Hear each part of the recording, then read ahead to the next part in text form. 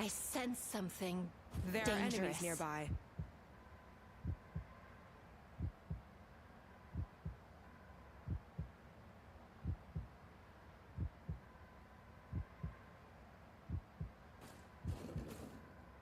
There.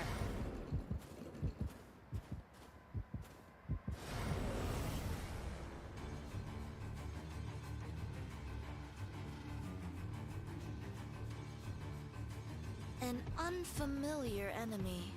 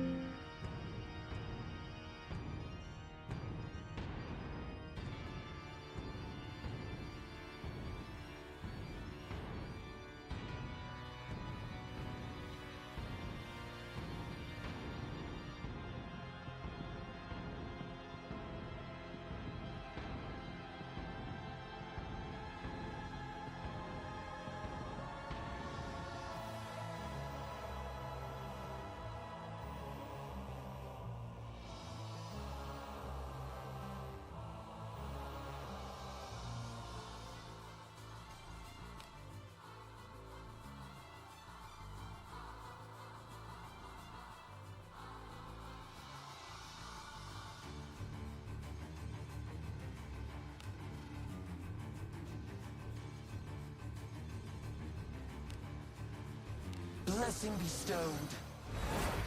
Fortune be with thee. Witness the strength of the bespoke.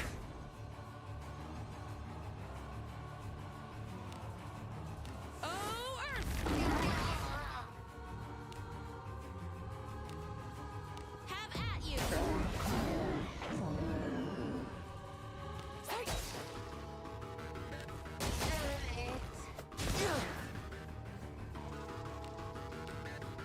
Agora, wounds be healed.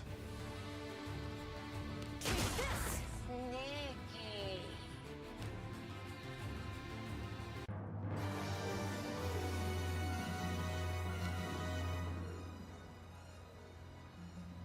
I go.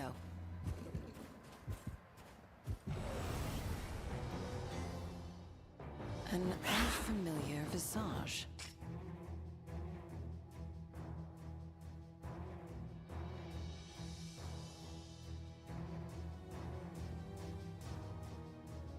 Let us quickly do away with this rabble.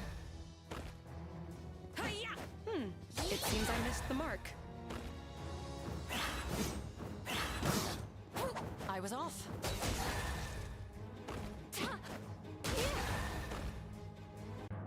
A sound victory. Well done, Just everyone. as expected. Some nice moves.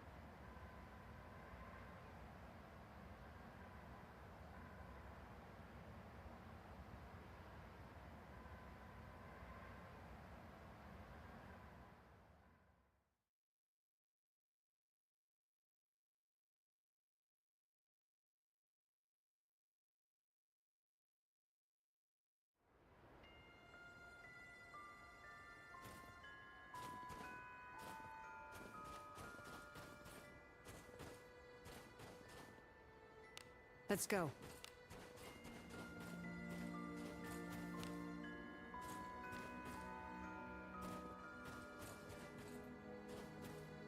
What is this?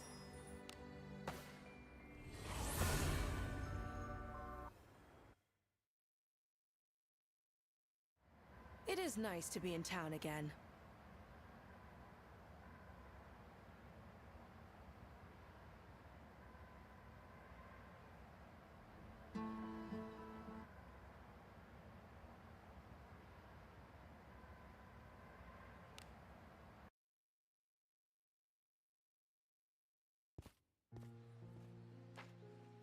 Hey,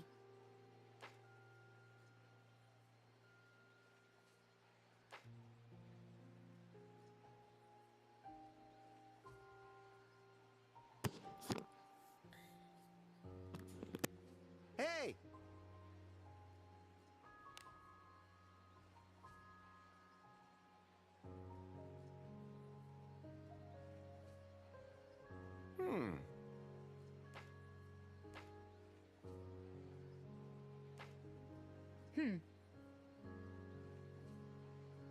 well,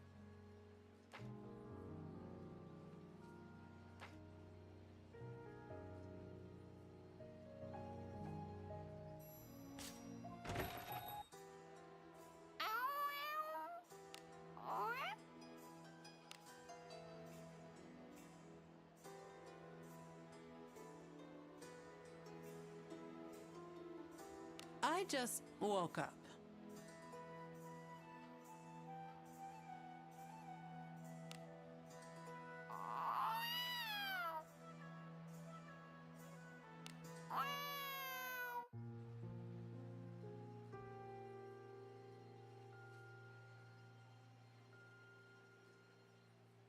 Oi, pera! Team Cherry just announced the first piece of Whatever free you Silksong say. DLC content, Silksong's Sea of Sorrow, also known as SSSOS, or as the cool kids have been calling it, SOS. This update is going to be nautical themed, featuring new areas, bosses, tools, and more. According to the description on the YouTube page, voyage across and beneath the salt-stricken seas in this thrilling expansion, free for all players. In addition to dropping a new trailer, Team Cherry also released a new blog post announcing that Silksong has already sold over 7 million copies since launch. That's a lot of Silksong players, and it's not even counting how many people have played on Game Pass. Now typically, I don't like things that are popular or mainstream, because, you know, I'm cool like that. But with Silksong, I'm willing to make an exception. At least it didn't win Game of the Year, so it's still kind of obscure. The blog post also announced that the original Hollow Knight will be getting a small update as well. And while I'm sure you're all really excited to hear about that, I first wanted to go over this new Sea of Sorrow trailer to see if we can piece together what Team Cherry is cooking up here.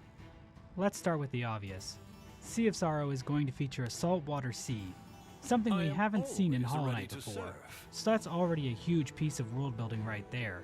If you saw the Silksong reveal trailer back in 2019, you might remember this bay area appearing in a few clips.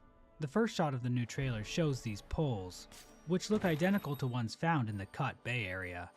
This area is referred to as Farloom Bay in unused map data present in... Avare.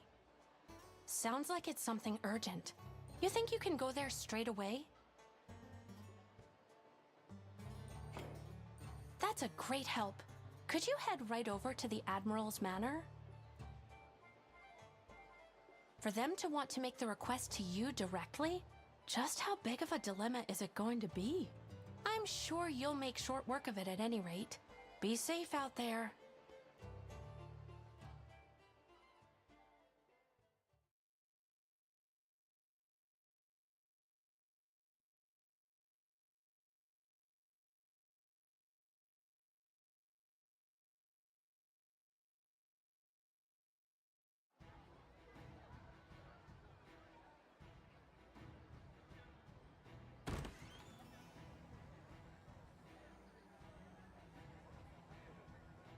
Yo!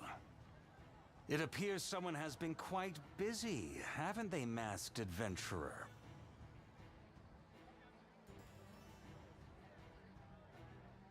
I have called you here for one reason alone. A witch has surfaced in the village of Elden Hill.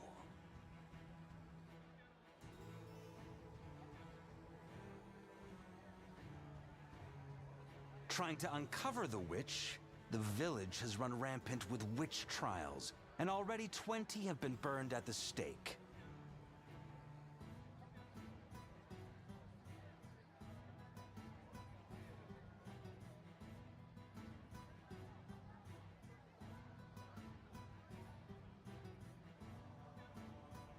As if there were any such thing as witches. Preposterous.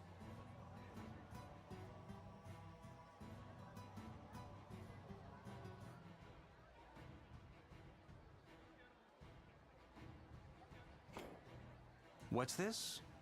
You've seen one yourself. Well, that's another matter entirely.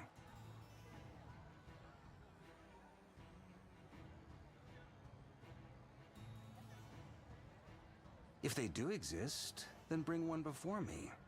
Do that, and I'll be generous with the reward.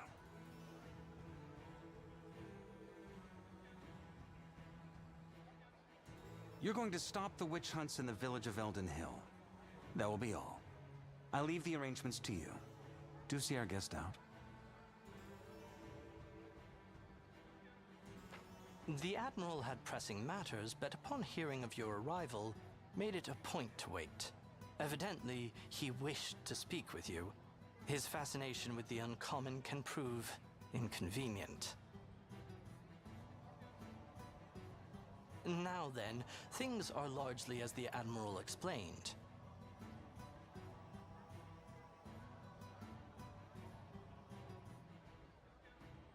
If you will permit me to make an introduction, this is Alinus, our client for this particular request.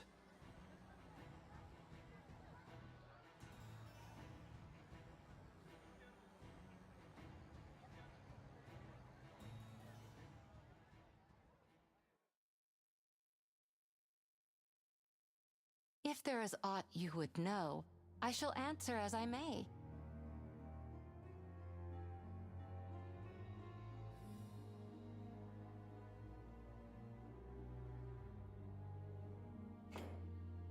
It is held that the hunting of witches came about only after the cathedral church first cast its foundations.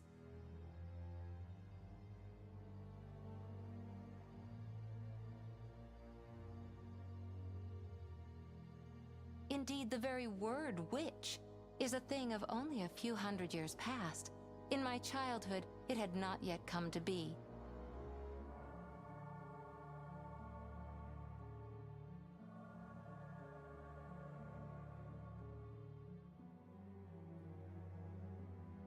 For those who hold faith in higher powers, all good is at the behest of the gods.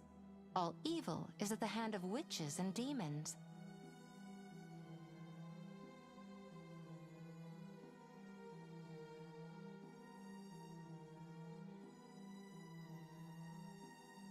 By my reckoning, so-called witches exist as little more than scapegoats for humans seeking solace.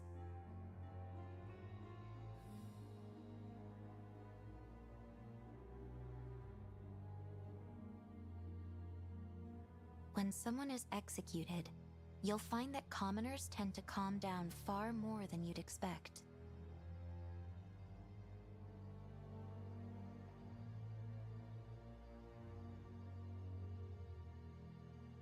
You have some idea of this yourself, don't you? The guillotine is often seen even in the capital, after all.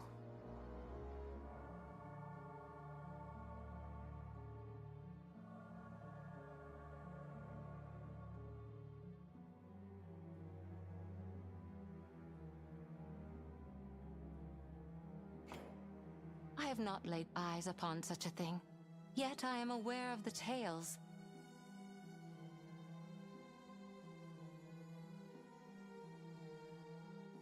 Witches use a magic of their own, drawing upon the might of fell demons to lay curses upon people and their beasts and fields.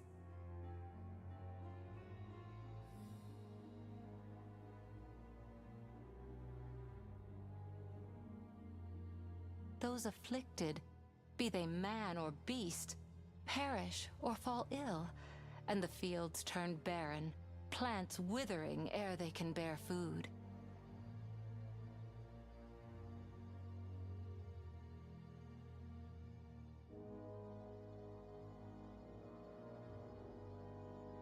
It is a curse from the abyss itself. That is, should one fall ill, it is no easy thing to discern whether the cause be a witch's curse or one born of the abyss.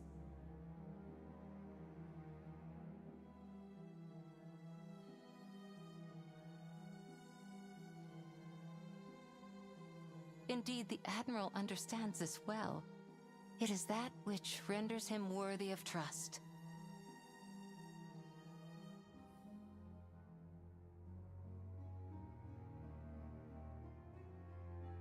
Witches are held to convene secret rites, known as Darkenbind rituals, where they venerate the demons they serve.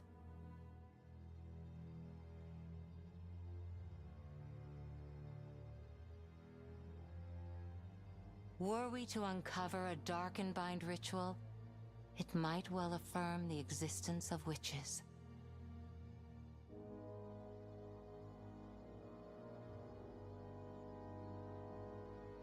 Should you manage to locate their Darkenbind ritual and apprehend a true witch, do please give her to the Admiral.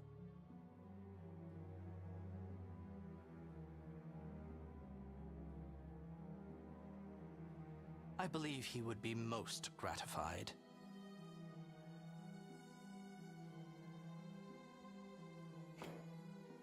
The village of Elden Hill lies at the base of the mountains, a short distance from the royal capital.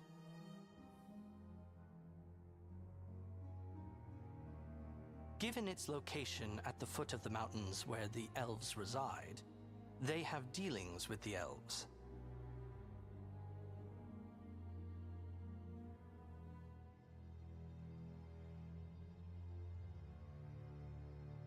The elven kinlord, learning of the village's unsettling state, brought his concerns to the Admiral, thus this request.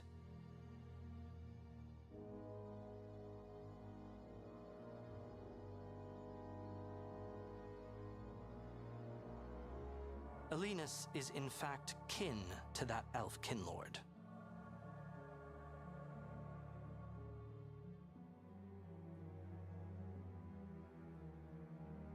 The Admiral, for his part, would meet the expectations of the elf kinlord, given that he specifically named you.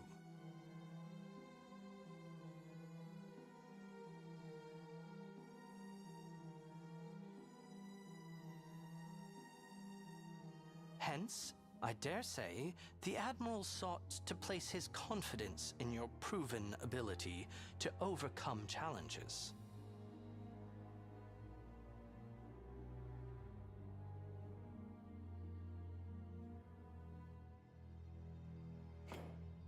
Yes, let's head there at once. I shall accompany you, of course.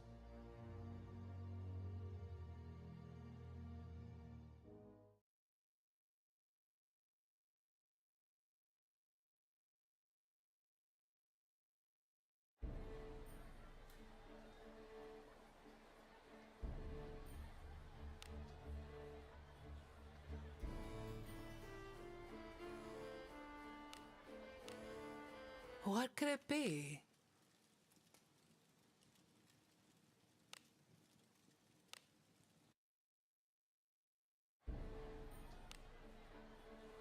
What could it be?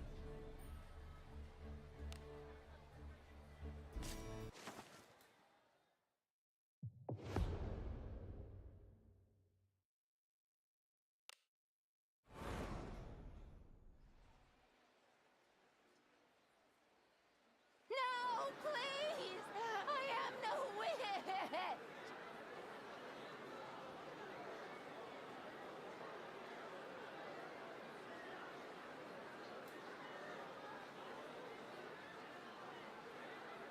not listen to the witch's voice! Kill her!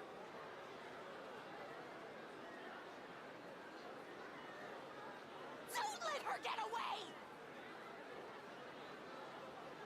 Kill her!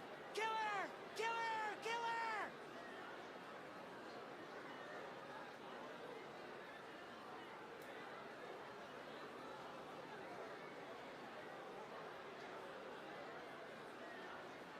No, I beg you, please! I swear I'm not a witch!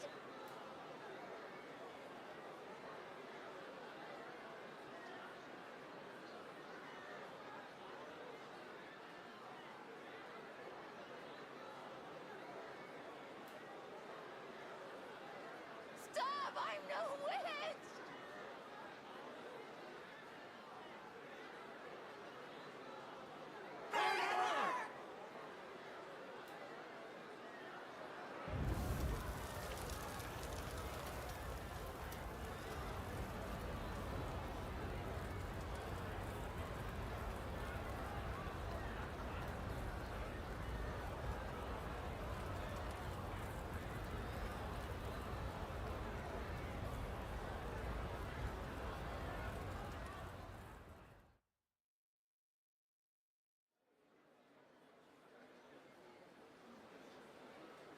I remember thinking the same during the execution in the Capitol. Just what is it about an execution that drives the crowd wild? I mean, the smell of burning flesh. It's so particularly awful.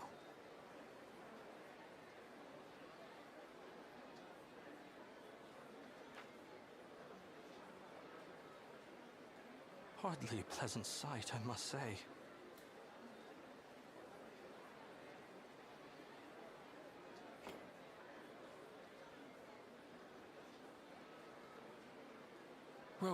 Rosa.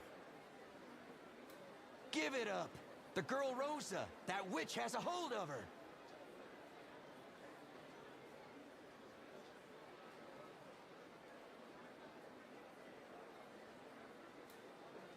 She wouldn't be wailing like that and calling others down as witches if she weren't.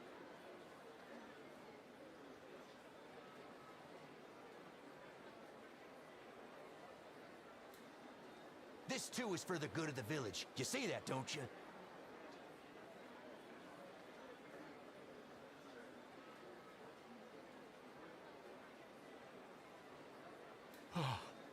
Yes, you are right. My daughter, she has been made a tool of the witch.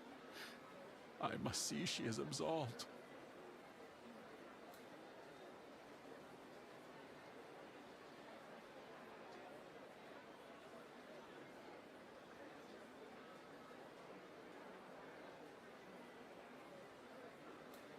That's right! The village must be kept safe from the witch!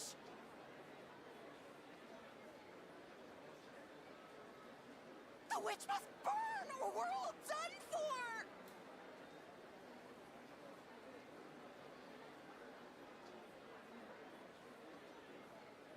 To think a child so slight could be a witch is beyond reason. Come with me. I shall lead you to my dwelling.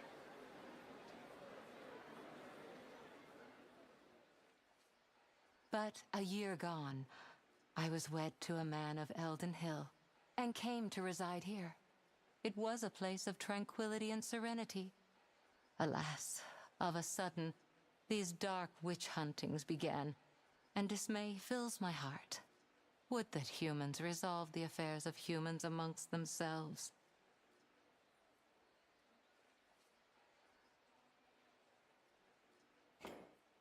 I desire but one thing, that these witch trials and burnings in the village be brought to an end.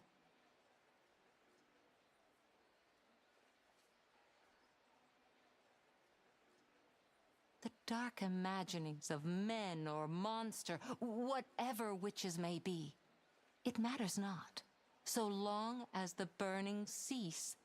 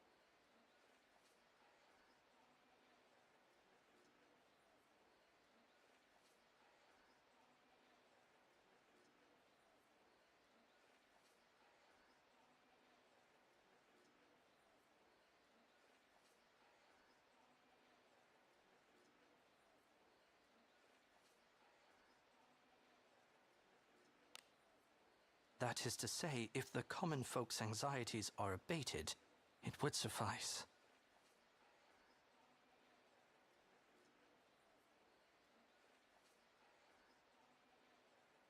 That is so.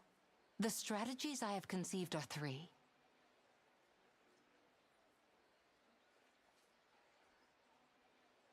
The first, find a true witch, one so obvious to the eye that none could deny her, and surrender her to judgment.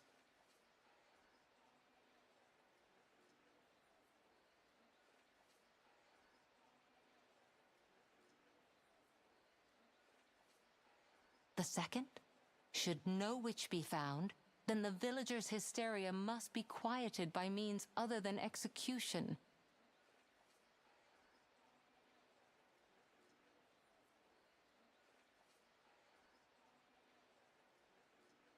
Preparing a draught that would quiet the spirit would perhaps be the swiftest course.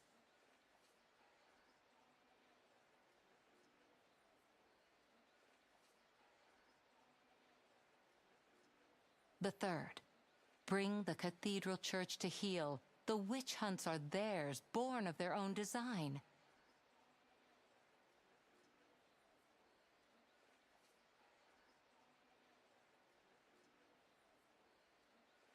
If the cathedral church took serious action, the executions would surely cease.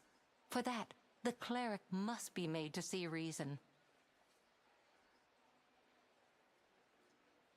The chosen means are of little concern. As you are the one to execute the plan, the decision rests with you.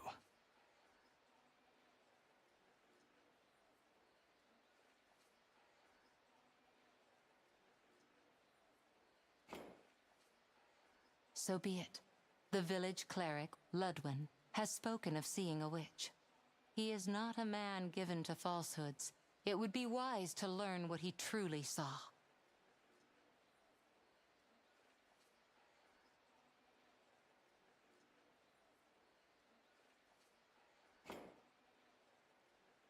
So the plan is decided. Then I shall leave it in your capable hands. My time here shall be spent acquiring certain facts amongst the locals. Should anything arise, please call upon me.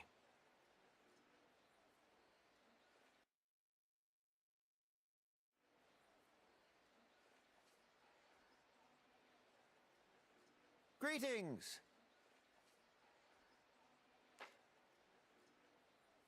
I think so.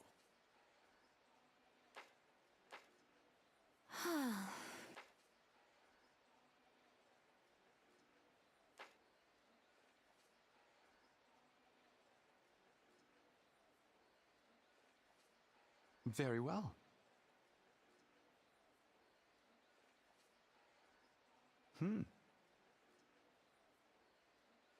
If I may?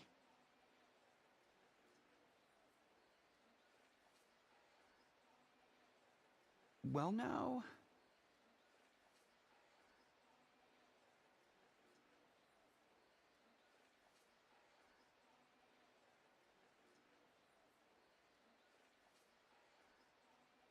Yes.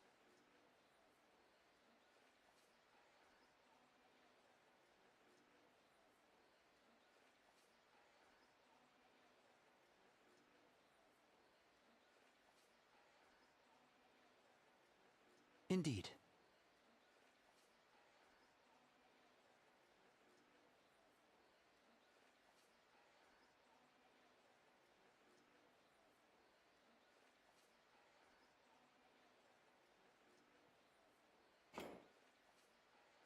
Yes.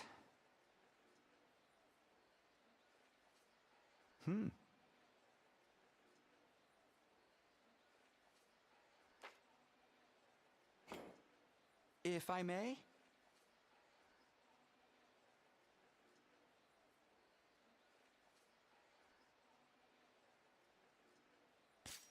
Welcome.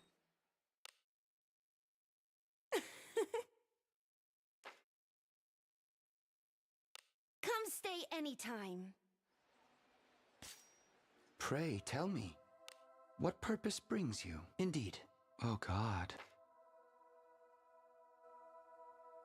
Light, illuminate your journey. Well, then. Ah.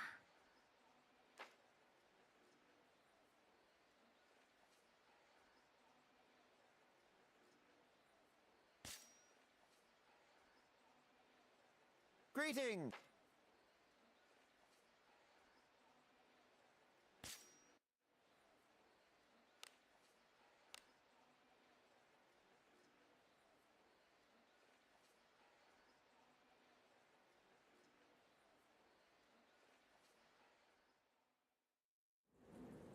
A new place. I look forward to it.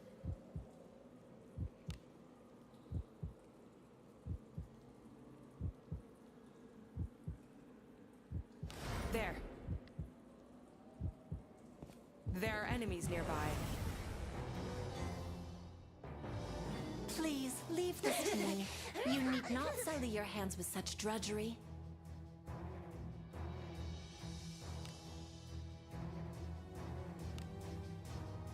Oh, water!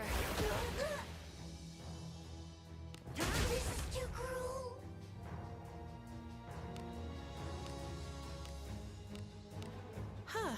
I'd rather. Oh, sacred tree, respond thee to overturn reason. Oh, earth! This is too cruel. Take this! Your command never Certainly ceases to whatever amaze I me. had to be called upon for. What could be inside?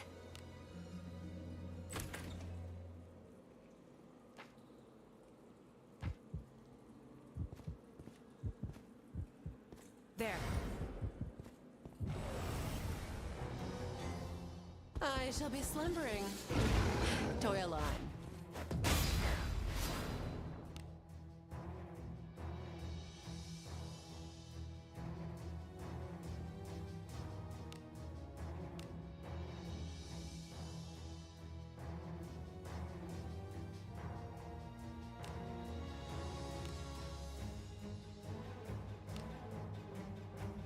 Blessing bestowed.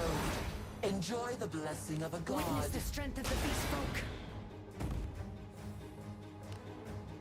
Darkness. Oh, earth! 'Tis an inauspicious type.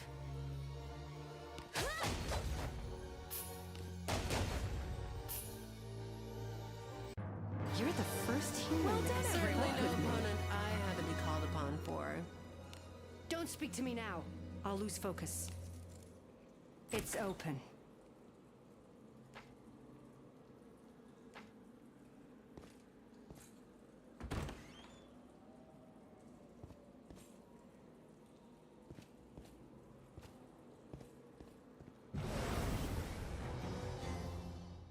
Please, leave this to me. You need not sully your hands with such drudgery.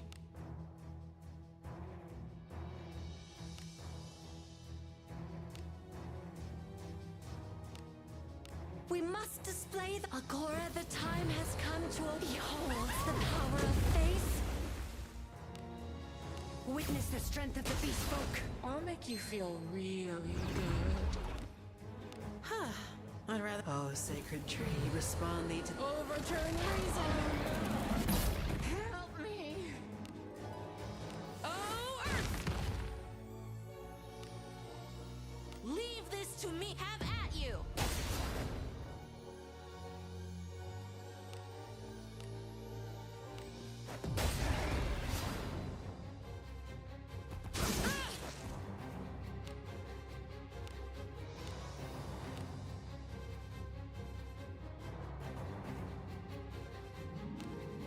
How do you like this? Witness the strength of the beast folk. You too shall suffer. Yeah. It seems I missed the mark.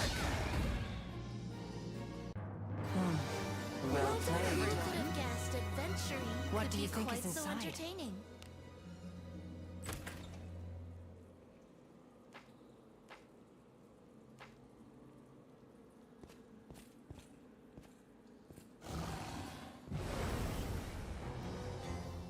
I shall be Your slumbering. equipment is so cool. Toil on.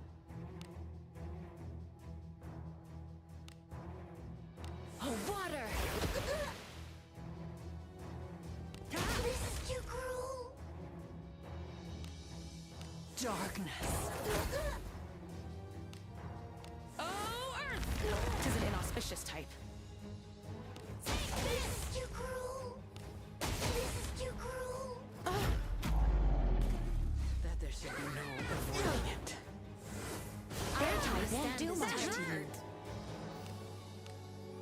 I will heal the Our God's mercy is upon you. You have my thanks. too cruel. Supper time? This is too cruel. You're the first human Well that done, could keep everyone. up with Enjoy me. the sight of blood as much as What do you I. think is inside? Don't speak to me now. I'll lose focus. It's open.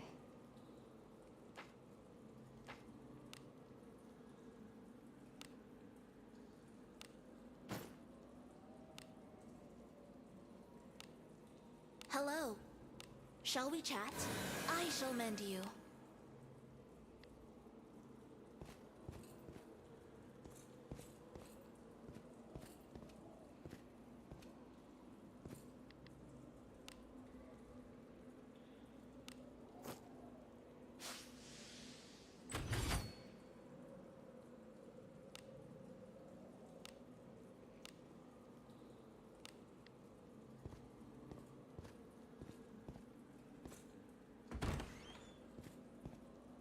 Is it not treasure? Allow me to show you my power.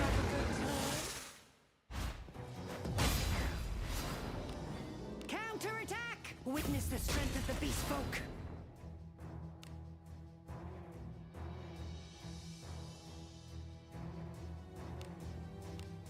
Doctor, let us give some support. Now, show me your strength. Hiya! The darkest pit awaits your fall. You too shall suffer.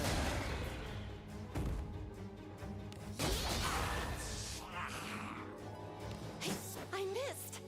Why? Witness the strength of the beast folk.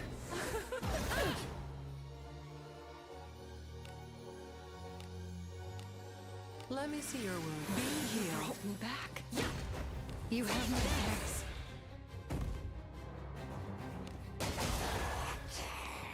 I missed! Why? Help me! I could do with something sweet. Now Now those were some nice moves. Could be quite so entertaining. Please, leave this to me. You need not sully your hands with such drudgery.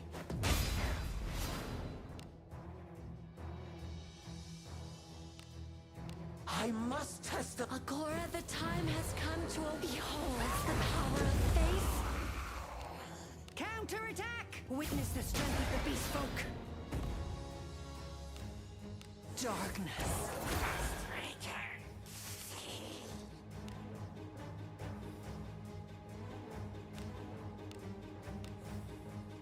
Oh, wind! Oh no! Help me!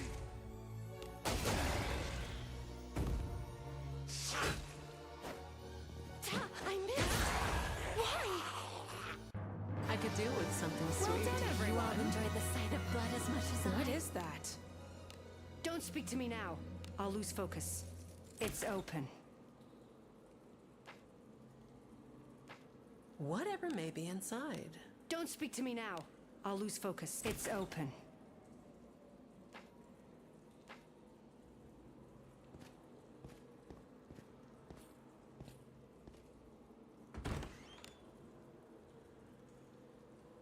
Here I go.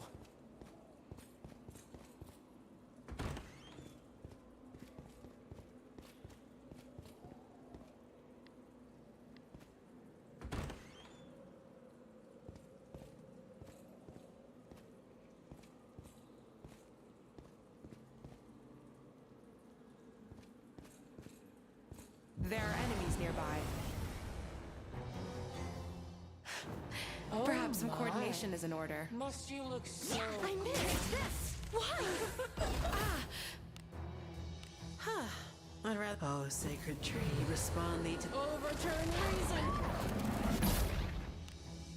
I shall show you the result. Well, Doctor, we must do our part. Witness the power of the skull. I could do with something sweet. Well done, everyone. You all enjoyed the sight of blood as much as What do you I? think is inside? Don't speak to me now. I'll lose focus. It's open.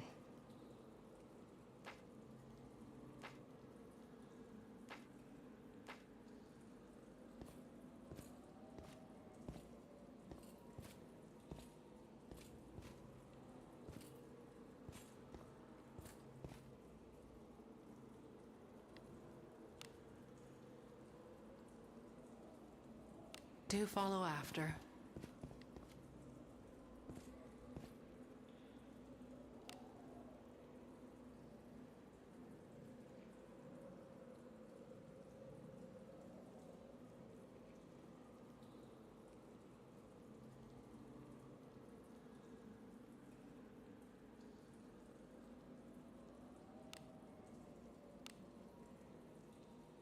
Let's go.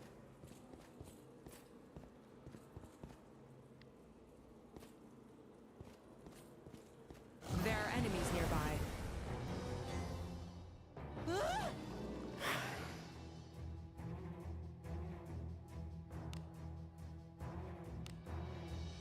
Oh, flames!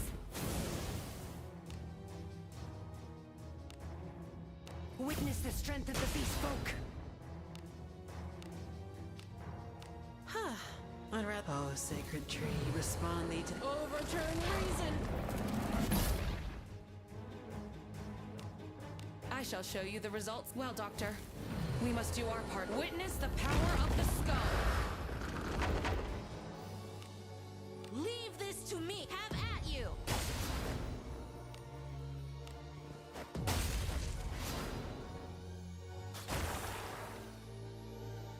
Not good.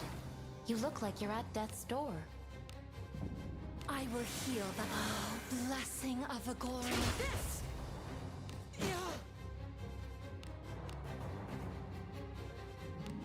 Doctor! Take this!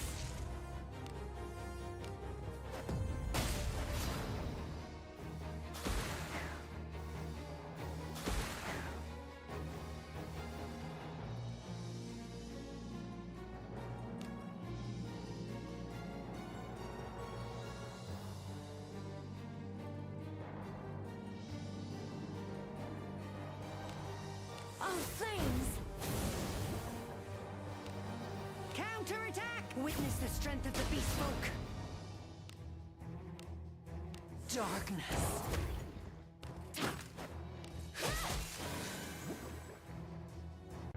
A job well done. You all Now enjoyed those the were sight some of nice blood as much moves. as I? What do you think is inside? Don't speak to me now. I'll lose focus. It's open.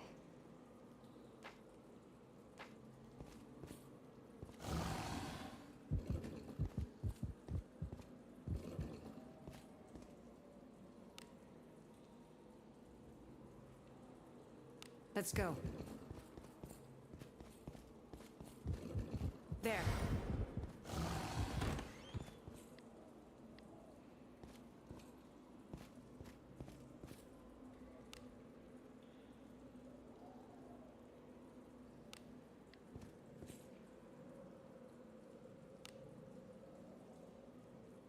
Let us continue.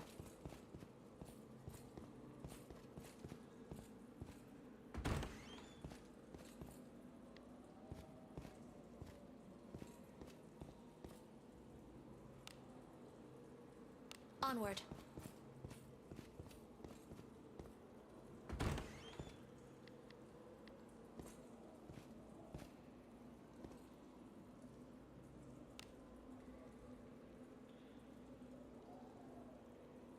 Let us be off.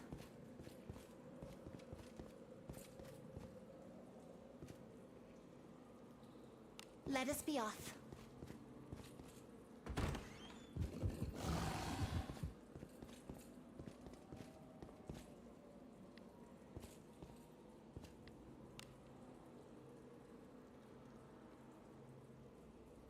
Let's go.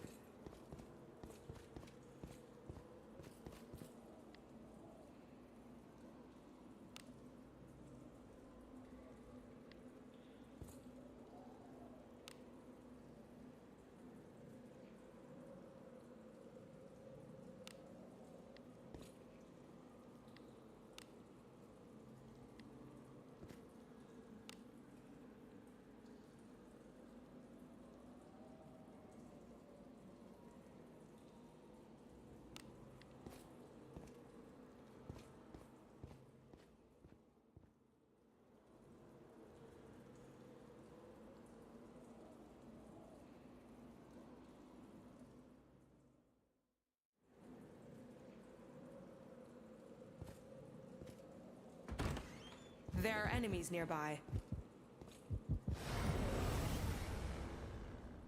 I'll rip you to shreds with fang and claw.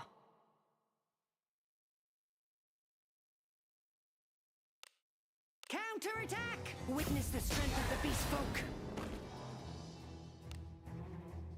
Oh, Earth! Oh, flames! Darkness.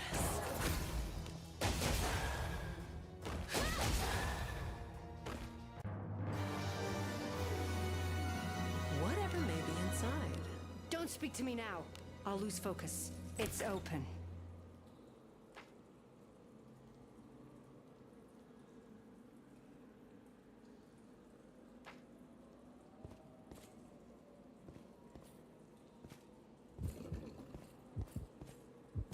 There are enemies nearby. Please, leave this to me. Silksong's You need code not sully when your it first hands with launched. drudgery. We actually know quite a bit about Farloom Bay thanks to the Game Worlds event at the Australian Centre for Moving Images. ACMI has been displaying a ton of Art Gibson sketches and numerous development maps of Farloom in various stages of Silksong's development. Members of the Hollow Knight Wiki have done an amazing job combing through all these old maps and sketches to piece together a lot of information I'll be sharing in this video. I highly recommend checking this page out in full if you want to learn more about Silksong's scrapped areas and ideas. Also, if you live in Australia and can go to ACMI yourself, you can help the wiki out a lot by getting more photographs of these maps. I've linked a document in the description explaining the process for taking pictures and what parts of the map still need to be photographed. You too can help preserve Silksong development history for our children and grandchildren to enjoy. Farloom Bay first appeared on a map in February 2019, on the right side of Greymoor. However, at some point between late 2021 and early 2022, it was removed, and that part of the map eventually became the home for Verdania. Despite being removed from the map, it seems Team Cherry still had a place in mind for Farloom Bay. There's still several hints of the region's existence in the final game. A corpse resembling the hermit crab-like character shown off in the trailer can be found inside the Memoriam. There was a save profile art for the area in the game at launch. Alchemist Zalotl mentions that his master found plasmium at the farthest edge of Farloom, hidden deep in salt-stricken waters. Not only that, but there's evidence that Farloom Bay was going to border Biowater. This placement is what we see in the unused map data I mentioned earlier. There's also a cut line from Zalotl referring to Biowater as swamps beside the sea. The lore tablet in Weaveness Merglin refers to its resident weaver as sat between salt and stone. And this room's clean water and abundance of kelp and vines further hint that the area is close to Farloom Bay. On development maps of Biowater from 2023 and beyond, we can see two rooms that never appear in the final game. These rooms line up with two dead ends currently, but it seems possible that one of these dead ends will be turned into a passageway for Farloom Bay in the upcoming update. Alright, cool. But what exactly do we do once we make it to Farloom Bay? Do we just hang out with this slimy fella all day? While that does sound nice, it seems like Hornet is going to be getting her grubby little hands on some kind of ship or submarine in this area. Before the Farloom Bay was removed from the old development maps, a strange object was added to the bottom left corner of the map in 2021. At the same time, a bunch of new, isolated maps were added, each of which featured this same mysterious object. It appears to have a black body and a bright light on its right side. This is probably the object appearing behind Hornet in the new trailer. Since this update is going to allow Hornet to voyage beneath the sea, it seems like this object is some kind of submarine crafted from a giant shell that Hornet will use to reach new areas. But what are these new areas Hornet can travel to? Let's look at some of the regions displayed on the old development maps. There's a collection of rooms that appear to be related, but it's hard to tell what they are supposed to be. One room has really tall pillars sticking out of the sea. Another potential stop Hornet might make is at the Ocean Outpost. This area appeared in Ari's sketchbook and on development maps. We can also see what might be a hidden underwater cave, but there's not much to go on with these areas, since they are so small and underdeveloped. It's worth mentioning that what we see in these old maps might be outdated, so don't expect to see all this stuff in the final game. Another room shown off in the development maps should look familiar. It appears to be the same area shown off in the new trailer. The contraption we see getting struck by lightning appears at the very top of this area. and we can see those same blue petals here as well. A similar looking structure appears in Ari's sketchbook, labeled Lab. The leading theory right now is that this area is the Lifeblood Spire, a region of Farloom that only ever appeared in the very first sketch of Silksong's map shown to the public. The blue colors are reminiscent of Lifeblood, and when you combine that with the whole lab aesthetic, and the fact that Xolotl mentions his master found Lifeblood deep within the sea, all signs point to this area being related to Lifeblood. That said, these petals don't quite match the butterfly-like leaves we're used to seeing, and they don't even move in the wind. Perhaps they are the result of some kind of experiment manipulating Lifeblood. Does the lighting we see striking this device have something to do with it? One more thing about this clip. We've seen lighting in Hollow Knight before, specifically within the Land of Storms, so the storm here isn't a new thing in Hollow Knight's lore, in case you were wondering. There's only one clip left from the trailer I haven't mentioned yet. It reminds me of the various chapels Hornet could discover on her journey. You can even see what appears to be melted candles surrounding this plinth. Indeed. So we might be getting a new crest with this update. These bumps might indicate that a creature similar to Zango or Alchemist Xolotl is underneath here, but I'm a bit skeptical about that. So it seems this update will be pretty isolated from the rest of Silksong. That makes sense considering they are adding new areas here. It would be a bit more difficult to slot areas into the existing map with how big and interconnected it already is. The only thing I'm worried about is the name for this update, Sea of Sorrow. That's a bit foreboding, isn't it?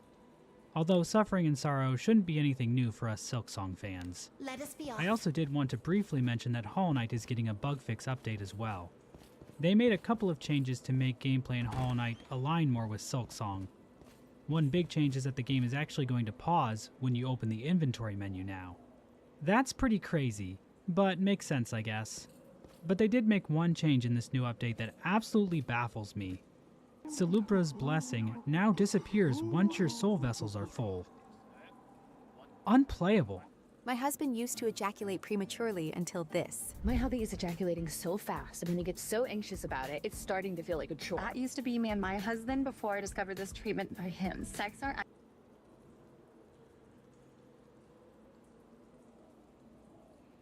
There's a lot of useless garbage in Baldur's Gate 3. I'm talking spells no one uses, meme items not worth a second look, and strategies not often considered. But what if amongst all this crap there's some hidden gems and useful tools waiting to be discovered? If only there was a hero to play intentionally stupid for 60 plus hours so we could find out. I'll do it. Can you beat Baldur's Gate 3 using things no one uses? Meet the Derp Urge. I'm not a racist, but Dragonborn are clearly inferior. At level 1 on the Nautiloid, there aren't many things no one uses. But I'd always wondered about these caustic bulbs on the roof. They exist and any normal man would just walk on by. Unfortunately today for these imps, I'm not normal. Using Expeditious Retreat, they're led directly into a trap. The fury of hell dropped upon their cute impish heads. If you at home knew this does 0 damage, I don't believe you. At least we still got the backup, the Volatile Nursery. Place your bets on what happens when you blow it up. If you guess the nursery steals the kill and you get no XP, ding ding ding, you're a winner. With a bit of cheese, we reach the transponder without any trouble and arrive on the beach to begin our journey. It's here my party is gathered. Mr. Krabs fires Squidward, and we approach the grove for the never-changing Goblin Gate event. To change things up, I used a 6-strength Housecat, which is only 2 less than Gale by the way, to move explosives during the cutscene. Meowing grouped them up, but the damage really wasn't there. I can at least promise you Housecats will be back for a crucial moment later on. Until then, these goblins are mopped up, and inside the grove we gather the first garbage no one uses. And I don't mean will. Like these children's toy swords. They're terrible, but there is a way to make them okay. Let's take these down through Wither's back door and power up these wooden weapons. A lesser used technique is that wild magic sorcerers can spam Featherfall for a 5% chance to activate their wild magic surge. Ritual spells have no cost out of combat, allowing you to do this indefinitely. Useful because you can fish specifically for wild magic enchant weapons. Always wondered how viable such a strategy would be in practice. As these surge effects are random, we became dogs. We got lit on fire, and we experienced literally every single possible surge in the game except for enchant weapons, including 3 enemy methods. But after a full episode of Breaking Bad Season 3, exactly 56 minutes later, we got it, baby. A bonus 1d4 and a guaranteed crit on my next hit. Unlike most swords in the game, these wooden ones are bludgeoning, so they also do double damage to these skeletons, one-shotting them on the hardest difficulty. I may sound hyped, but I'm not. Surge fishing for enchant weapons gets a 1 out of 10 10 rating. With Withers finally free, we have the full potential of Baldur's Gate 3's shitty builds. Druids are the masters of underused crap, with Badger form being a prime example. It's got less armor class than a cat, no initiative, low HP, and absolutely zero utility. It can't even dig for treasure. Larian, you let lizards dig in DOS 2. Why can't badgers? I tried to make this form work, and using a party of 4 could barely defeat 2 basic goblins in a straight up fight. One trick I found is you can cast your full action and movement cost burrow ability right as you end your turn, and sometimes knock your enemy prone during their turn, which skips it. Using this newfound burrow cheese, 4 badgers can overpower a lone ogre. Let's give these druids a break. I cast Knock on the Necromancy of Thay to summon a shadow creature, and slaying it helped me reach level 4. Unlocking an action I nearly considered dedicating an entire video to. Pocket Sand. It's gotta be a meme ability, right? I don't even know if you could kill a single boss using this crap. So, let's find out. Owlbear versus Pocket Sand.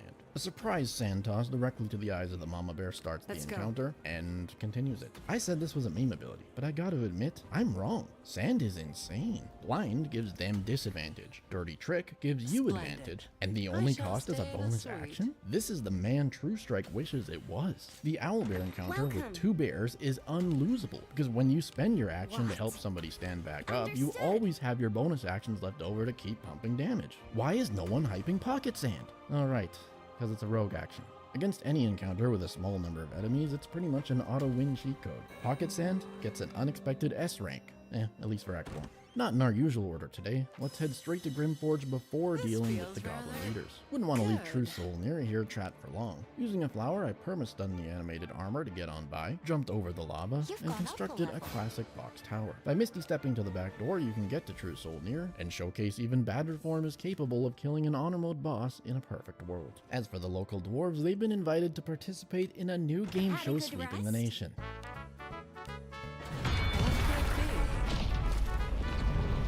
Will it crush? That is the question. First up, a locked chest. The tooltip says they're pretty sturdy, but is it sturdy enough to survive a 5-ton hammer? Not so tough now. Next up, Astarion and all of his personal belongings. They say vampires are forever. Any truth to it? Myth busted. For the final round, I kidnapped a dozen local Dwergar. What happens when you crush them? Oof, dwarf pancakes. Don't eat this. I hope you've all enjoyed this week's episode of Will It Crush, where the hammer always wins. Tune in next week, where we'll have a very special guest. You know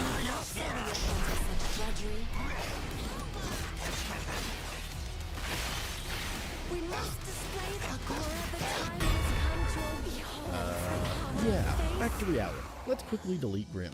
Everyone likes to crap on the punch drunk one. Sure, it may not be as good as a robot, but it's still overpowered. What other class can make a robot drunk? Or kill it within 2 turns unarmed and in their undies? BG3's monks are OP regardless of the subclass, and the reason a full naked challenge run and all that advertising. Alright, Goblin time. Admittedly, these abilities, people use them, but maybe not so much in this way. Here's what you do. Go into turn-based mode. Throw down a spike growth. Use your sorcerer meta magic to extend the duration of clouded daggers to 20 turns. Now, have a shadow sorcerer sitting nearby in the darkness, and send the people who cast spike growth and clouded daggers back to camp. Your sneaky sorcerer can now spam minor illusion into the magical blender, and all your enemies keep walking in to die without even entering combat. It's kind of a fun and different way to deal with random trash like this. But you know what's not fun? Mass arachnids. In my head, of clouded daggers to 20. These are fully naked challenge run, ain't all that appetizing. Alright, Goblin time. Admittedly, these abilities, people use them, but maybe not so much in this way. Here's what you do. Go into turn-based mode. Throw down a spike growth. Use your sorcerer meta magic to extend the duration of clouded daggers to 20 turns. Now, have a shadow sorcerer sitting nearby in the darkness, and send the people who cast spike growth and clouded daggers back to camp. Your sneaky sorcerer can now spam minor illusion into the magical blender, and all your enemies keep walking in to die without even entering combat. It's kind of a fun and different way to deal with random trash like this. But you know what's not fun? Mass arachnids. In my head, a multi-class druid ranger with mass spider allies would synergize well. Your whole team is immune to webs and you can cover the room quicker than a weeb at an anime convention. In reality, the spider model is so large and clunky you just body block each other from hitting anything. Also, nobody even wants to look at spiders, they're gross. 2 out of 5 stars. For our goblin leaders, I decided to go with a new twist on an old classic. We all know explosive are but do NPCs know that? What happens when you reverse pickpocket bombs and fireball scrolls into the inventories of your enemies and then fill the room with deadly explosives? Will they start to team fight? Rounding them all up into my lethal timeout time, and the missed punch on Minthara kicks off the experiment. Whatever Einstein-like calculations Larian has these goblins doing in this scenario lags my game like nothing else. Enemy turns are all taking over 90 seconds. I got excited when this dude went to throw his bomb, until he aimed it in the pixel-perfect spot to not trigger anything else. This experiment is a failure. Goblins are just too smart to hit their own allies. We continue to observe, and while waiting for Minthara, thinking the game froze, she decided to swing with a fire attack. Now, if that ain't the most Minthara move I ever saw, I don't know what is. She stole all the damn XP too. It's safe to say equipping your enemies with explosives is a derp-bird move. Do not attempt. Pop quiz. What's the most fun BG3 action which doesn't get much use? Hint, it's more often used to create ridiculous scenarios like this than whatever the devs intended for us to do. The answer? Improvised melee weapons. A dream come true for me would be a feat granting improvised furniture a chance to stun or do something else cool when used. But since fun feats don't exist in BG3, quickly use a barrel to clip through this locked door, accidentally soft lock ourselves into a chat with this Yankee, reload the game, and lay the smackdown on the crash. It's always impressed me how many household objects you can use to strike your enemy with. Candlesticks, barrels, chests, and chairs all both look and feel great. But with their damage being less than an unarmed punch, it's not really the optimal play. But there is at least one overpowered trick you can do with this ability. When your enemy is next in the turn order, you can use improvised melee weapon right as you end your turn to get a 95%-ish chance to skip theirs entirely. Works on honor mode bosses too, just so long as you can. Like most things I do, it's certainly not intended, but all strategies are legal in single-player games. Act 2 and the Shadow Curse lands open up many more opportunities for us to be skippable. This Strider is both easily skippable and easily lurable via minor illusion. There's not much point to it, but you can't lead him to a cliff like any other enemy. He's too heavy to throw, and I felt like watching Breaking Bad again, so I got ready to wild magic fish for the 100% chance to polymorph him into a cat or dog. However, this time Jesse didn't even get to drop a yeah bitch before Carnage became a cat. That's a brand new English sentence. It only took 2 minutes. Cats weighing almost nothing can be tossed with ease. The Moon Lantern so magical it instantly appears after death. With the Pixie Blessing on our side, the Shadow Curse is no longer an obstacle. We took a trip up to Visibol's Tavern to steal the rat bag. Centaurs don't take too kindly to theft, so after fleeing the battle, it seems this individual doesn't think very highly of you. Seems this individual doesn't think very highly of you. When the narrator says this, you're able to open up the trade screen with NPCs who normally can't be traded with. To resolve his doesn't rat bat. Centaurs don't take too kindly to theft, so after fleeing the battle, it seems this individual doesn't think our side, the Shadow Curse is no longer an obstacle. We took a trip up to Visibol's Tavern to steal the rat bat. Centaurs don't take too kindly to theft, so after fleeing the battle, it seems this individual doesn't think very highly of me. Seems this individual doesn't think very highly of you. When the narrator says this, you're able to open up the trade screen with NPCs who normally can't be traded with. To resolve his anger, you can give him an excess amount of gold to buy back the happiness. Turning Visible from a yellow neutral into your green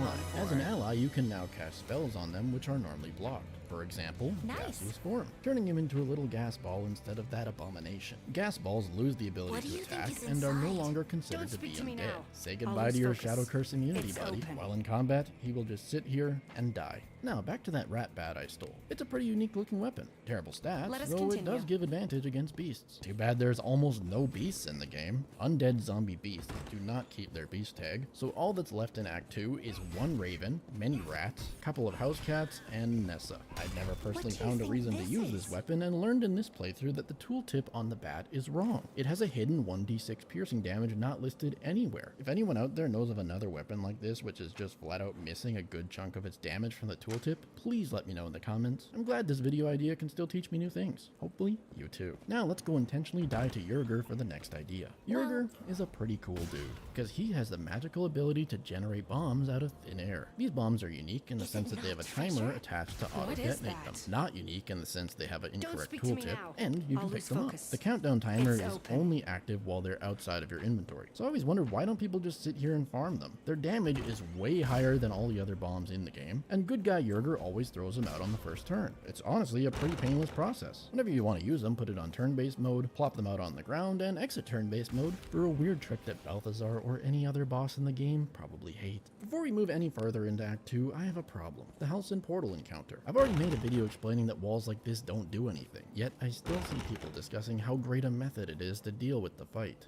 I mean, like, why bother with all that nonsense when you can just move the portal to the safety of Last Light Inn? You're not supposed to be able to target the portal with anything, but the developers appear to have forgotten about the level 6 Conjuration Wizard's benign transposition ability. How could anyone forget that? This action lets you swap places with an ally, and for the encounter, this portal is flagged as your ally. A pretty interesting interaction for an otherwise borderline useless action. I did say interesting. Yes. It's not good. This will technically win the encounter, but I had several Harpers die, and the quest bugged out. Halcyon is forever stuck in this portal. Thankfully, in this run, I don't give a shit about any of them.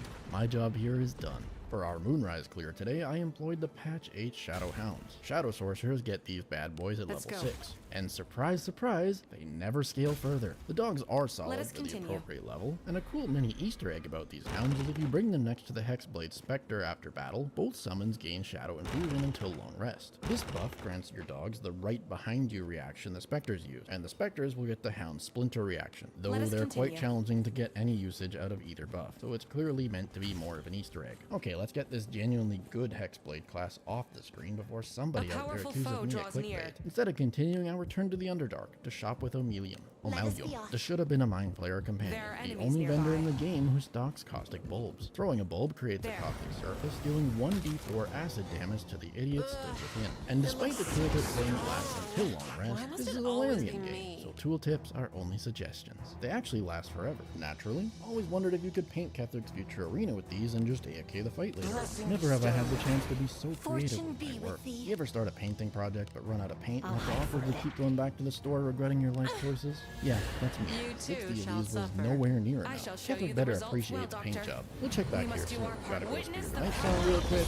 Objectively the derp thing to do. Then return to Moonrise for our epic conclusion. Sent my mage hand on up there, but the second you get anywhere near to Kethrich on this roof, it'll start a conversation and he stops taking damage. So instead, this is probably the best view I could do. It appears I may have went a bit overboard, as the dude is so prepared for his RP, he won't even attempt to move out of the surface. In hindsight, I bet this one properly placed bulb may have worked. Oh my god, that took so long too. Why didn't I test it in advance? Managed to find another angle where I could actually see his HP, and 20 minutes later, he hit 0. Roll looks a little worse than usual in the cutscene, and in combat, he's invincible. That's a soft lock, and a perfect example of why I don't normally play on Honor Mode. To execute this without a soft lock, you have to start the encounter right before he hits 88 health, and then he should give up on his first or second turn. While that strategy wasn't as satisfying as I'd hoped, this certainly is.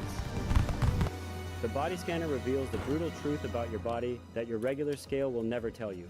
For weeks, my scale showed I wasn't losing weight despite diet and exercise. I was about to give up until I discovered... As usual, I'd say I did pretty well.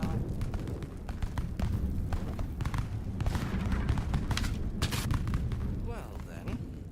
Feels like I'm back in Divinity Original Sin 2. As we pursue Kethrich into the Mind Flayer colony, I gotta get something off my chest. My greatest regret as a content creator was that I couldn't kill Kethrich as a house cat in my cat-only challenge run. Full-size cats are a lame cop-out. Past Proxy was young, dumb, and more handsome than I. It's time to remedy this failure. Should be obvious that in a straight-up fight, house cats are not killing Kethrich, but with the power of proxy box tactics, anything is possible. This tower ain't as tall as usual today, but this small-sized cat construct does do the trick. By placing a crate directly over Kethrich's head and positioning a small item exactly where Kethrich is standing below, it will gracefully fall, dealing 2 whole damage. No action points even required. Cats knocking things off from a height is definitely in character, and this is without a doubt the most finicky, stupid thing I have ever executed in a challenge run. Yeah, even worse than corpse explosion. Anything positioned even slightly wrong, and you risk destroying your tower. But 63 item drops later, a house cat killed Kethrich form using rope. Oh, sacred tree, However, that the is small only phase native- 1. Merkel has 390 health. And boys, I ain't about to drop another 150 shoes on this dude. I mean, you could, but I'm not. Prior to coming here, I stopped by everyone's favorite trader and bought holy water for days.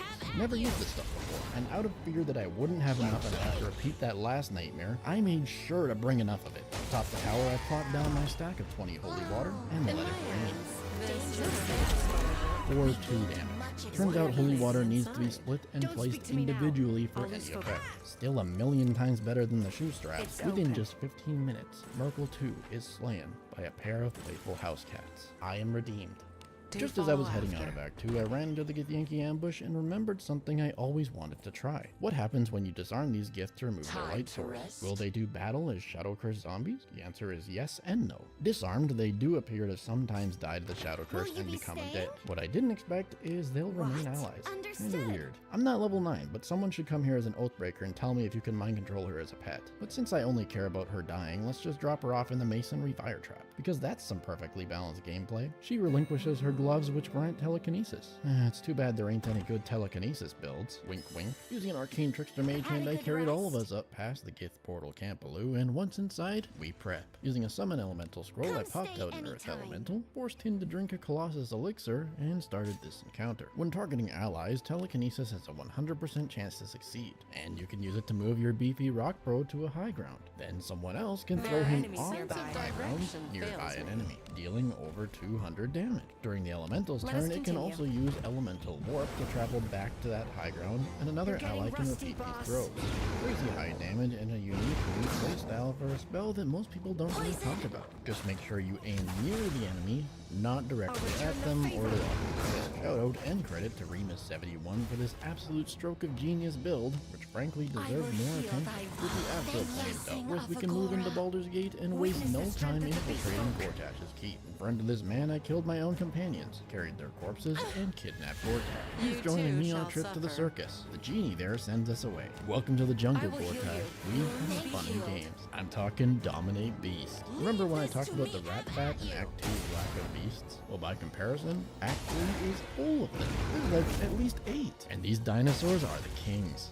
Kings of nothing. They're dino dog shit. Dominate Beast is a complete joke of a spell. You don't even get to control these things yourself. Pretty big problem when you realize the raptors have the unique ability to dispel domination on themselves. I'd rather have a buffalo take a diarrhea dump in my ear than use this. There's no intended ways that you can get any value out of using this ability in the game. But unintended, that's another story. To pull off one of the coolest tricks ever, let's go back and take control of our half-orc man. After isolating him, we can use the Helm of Arcane Acuity to raise spell hit chance, then cast Polymorph on Gortash. A polymorphed character is considered to be a beast. From here, use any companion to cast Dominate Beast on the sheeped Gortash. Then quickly return to your camp and go to turn-based mode. Make sure you get to your companion and dismiss them before the domination expires. While he's out of your party, just wait until it does expire and then recruit him again. Now leave camp for your now permanent companion, who is fully controllable Gortash. Equipped with legendary actions, Bane Fisting, and good looks, he persists through long rests and joins you to other game regions, all completely without mods. The Netherstone can even be taken off of him this way. When you open Gortash's inventory, you can click this little eye icon and within half a second grab the gloves to drag them into your inventory. Not easy, but years of StarCraft trained me for this moment. Console players might have to resort to violence. Gortash's Netherstone is mine. He's alive, and we have a new OP ally. Alright, that's enough gooning over Gortash. I don't even know what that Gen Z word means. Let's continue destroying this game. Back in the circus, off of the best kobold in the game, exists the Gloves of Dark Displacement. Stats-wise, they're nothing special. They do, however, offer this unique ability to swap places with a target when you hit them with a thrown weapon. What the gloves don't tell you is that this also works on objects, letting you move things you're clearly not meant to be able to, and get out of bounds into areas not meant for man. Forget lockpicks, this baby can just move the door out of the way, as long as you can deal at least 1 damage to it. Sure, moving beds is fine and all, but are there any practical use cases? Of course there are, like this one. Or taking this lava elemental with me to create a lava surface. Can you tell I had fun in this playthrough? Dude, get out of the shot!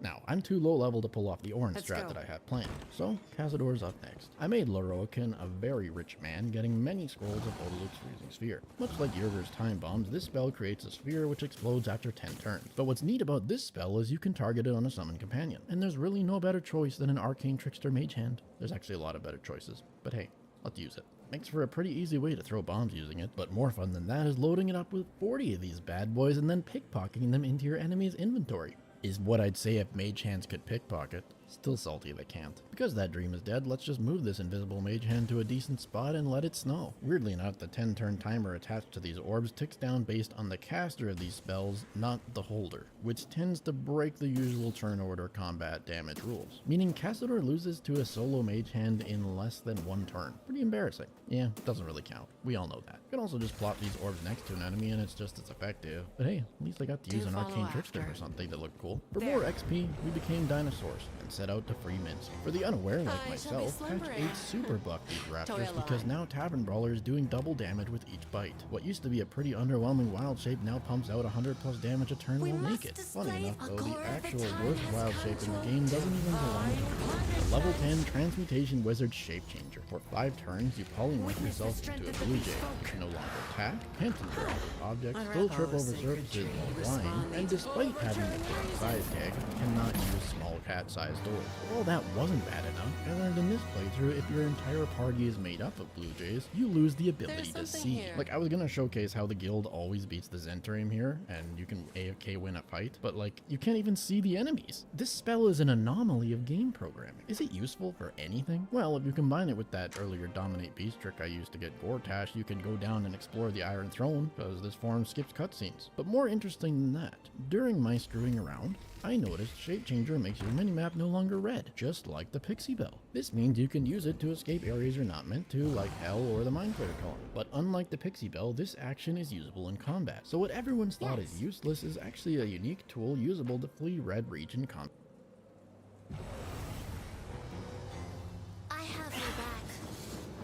Combat encounters. I don't plan on using this for anything, just think it's neat. Now that I've distracted you with knowledge until reaching level 11, we're finally ready to enter the Ball Temple to take on Warren. The feature for this fight is none other than Arcade. For a level 6 spell slot, you get to travel between 2 locations. What I had planned the entire time, yet never tested, was to set up a massive room of wards with area damage spells and lure Orin through the portal to be one-shot by them all. Strategy does work great against others, and it looks pretty cool. Doesn't actually work on Orin though. The second idea I had was the gateway directly into a chasm. Maybe she'll follow me in and die. Again, it didn't work. You can use this to clip under the map and explore the area though, so interesting but not at all practical. Idea number 3 though, I think it may be some of my best work. All you need is Victoria's corpse from Cazador's mansion, then start thinking with portals. By using this arcane gate, you can move the corpse's necrotic damage aura in and out of proximity of your opponent without action or movement cost, unlocking what I think may be the easiest to set up infinite damage combo in Baldur's Gate 3. But what could we call such a tactic? In and out of proximity using a gate. What about the proxy gate tactic? Yeah, I like that name. You can pull this off using a single arcane gate. However, 4 looks better on camera. The hidden jewel amongst the shit has been discovered. Orin's deleted. The Netherstone is ours. And with it, we can fast forward through the boat brain and the upper city. Sorry, this video wasn't so much about the RP, but our next one will be. Stay tuned for that. At this point, the Nether brain is all I care about. And after 2 years of torturing this brain, I was worried I'd run out of new ways to end its existence. Not yet though. Remember those gloves of dark displacement? Turns out those also work on the brain. You can swap positions with it. And considering the brain deletes its own platforms, it's a rather comical conclusion. This big stupid brain just forgets it knows how to fly and falls to its death. Make sure you do not use this if you care about your endings at all though, because it skips every endgame cutscene, teleporting you directly to Wither's party. Still gets you the honor mode achievement though, and it answers the question once and for all. You can beat Baldur's Gate 3 using a ton of random bullshit. Wait, that wasn't the title of the video? Well, whatever the video title was, hopefully it was worth your time. If you enjoyed this, consider leaving a like. If the video gets at least 17 of them, I'll continue uploading. And while you're here, why not check out another challenge run on my channel? As always, thank you to all of my channel members, and until next time, Proxy out.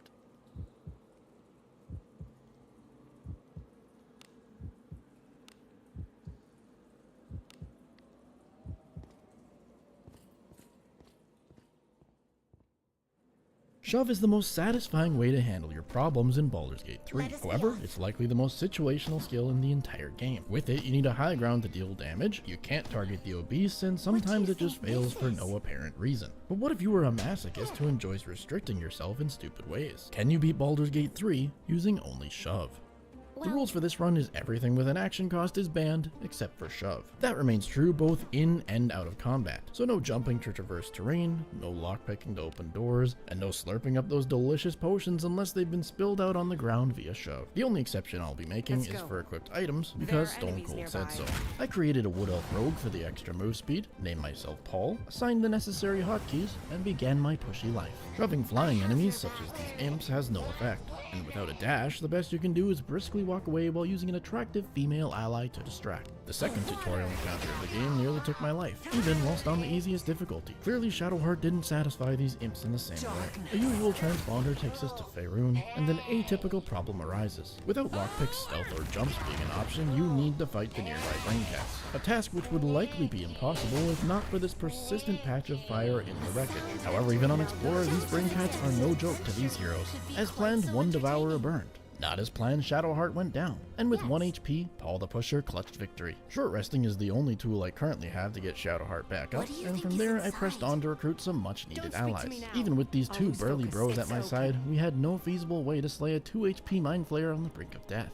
Nor could I free Lae'zel even if I wanted to, which I don't. Upon reaching the Goblin Gate speed bump, we shoved 2 different goblins off this hill, somehow impressing every resident of the Grove with our combat ability. Just once I wish these guys would have called me out and questioned what the hell I was doing. Within the Grove, Will said he's up for the challenge, and using assisted parkour, the party was able to make its way around back of this shack to get into the crate supply room. More than any run in the past, future Proxy is going to need these at some point down the line. And upon reviewing this script, past Proxy did not know how much of an understatement that really is. Back in the wilderness, Scratch joined, offering purely moral support. A small stream broke my will, as no amount of trigonometry could locate the pixel-perfect shove position. Drought roleplay may be illegal, but talking today is not. That was actually the last video. These cowardly village goblins gave up instantly, unable to withstand my yapping. Levers not being a shovable entity means that Will burns a windmill for life type of guy. Still don't know why those cost an action, but doors don't. Now at level 3, I subclassed into a thief for that sweet second bonus action, and after the handsome Vortex cutscene, my party members followed suit. Armed with 8 total shoves per each round of combat, we manhandled each other over a bridge, unlocked the waypoint, and pissed off the nearby gnolls. Luring them to a ladder and repeatedly pushing them back down as they climbed up worked brilliantly. This challenge may not be as dumb as I initially thought. Still nearly died, but we came out on top over some of the least intelligent creatures this world has to offer. Attempts to take on the ranged gnolls using a barrel wall for cover did not quite go as well. Their ability to block out your bonus actions forced the first of what will be many game overs. Paladins of Tyr nearly caused the second, but thanks to my best friend Mr. Ladder, we had a chance. Sometimes getting up after you've been knocked down is not such great advice. Did make a bit of a mistake here though, as having no short rests after the fight meant I had no way to get my party back up off the dance floor, and I discovered just how nightmarish trying to kill your own allies in this run really is. The least painful method I could find involved shoving an alchemist fire to burn them alive, and 600 gold later, Withers fixed that mistake. Counselor Floric lucked out that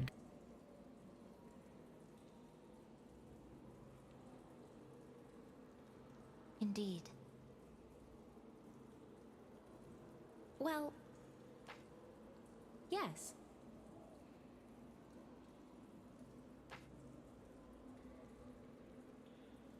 Doctor, what do you think of this?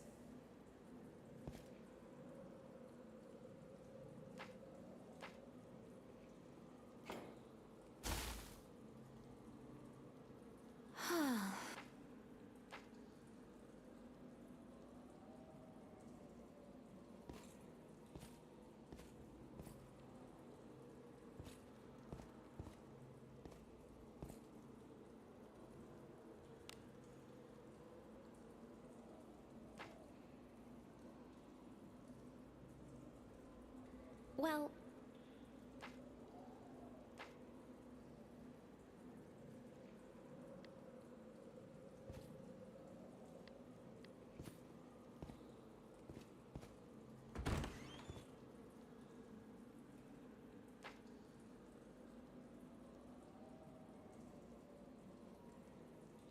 wait. Well,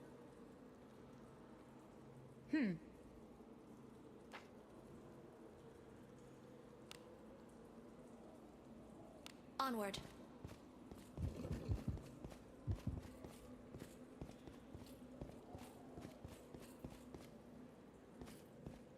There are enemies nearby. Let us be off.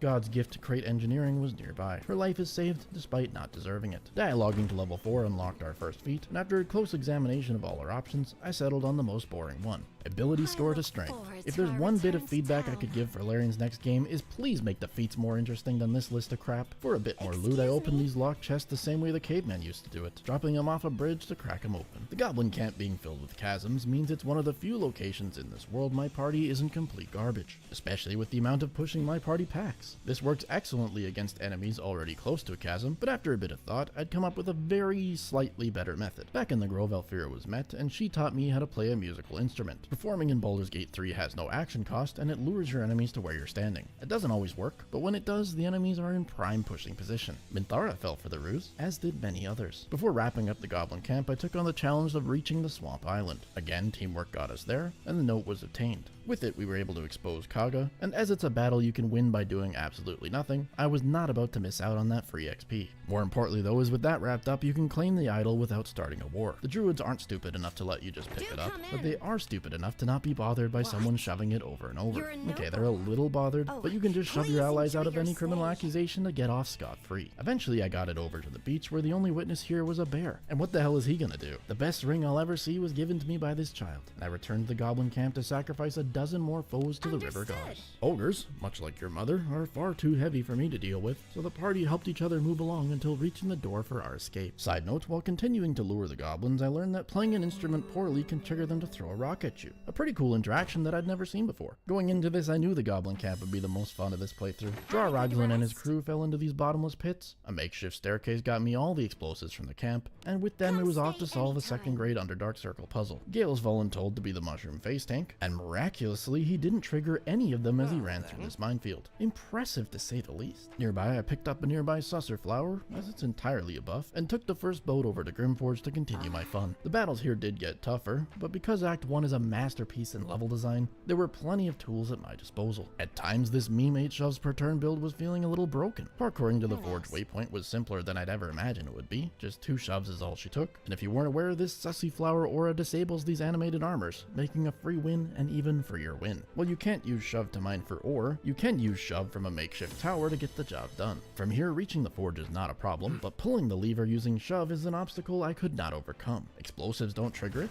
you can't shove it, and honestly, I'm fine with taking an L. To feel better, I hosted a pool party with the local Dwagar, and all were invited. Before wrapping up the location, there was one more item, I better say set of items, that my party would like to take from Grimforge. The golden masks. They may not have any description on their tooltip as to what they do, but if you wear these masks, they increase the strength score of nearby allies by 1. I had 2 already, and for the last 2 I just had to bypass this locked door. I was able to engineer this solution to get me over the cage into the first room. These pain-in-the-ass slimes were methodically shoved off a cliff, and another tower constructed to get to the second floor mask storage area. The final door is opened using a key, and now all you have to do is somehow defeat all of these enemies without using a chasm. Repositioning the enemies down to Gale was the plan, and I'd hoped that they would repeatedly climb the tower to face a certain doom. It looked promising at first, until they absolutely obliterated my build. As Paul had the high ground, I bombarded the enemy from above, using whatever trash I'd picked up along the way here, ultimately finishing them with a smoke powder satchel. With all 4 of these masks, the entire party is now rocking 21 strength. Pretty nice as long as you don't look at their other stats. Overall, things have gone much better than I expected. Bushido. Do follow after.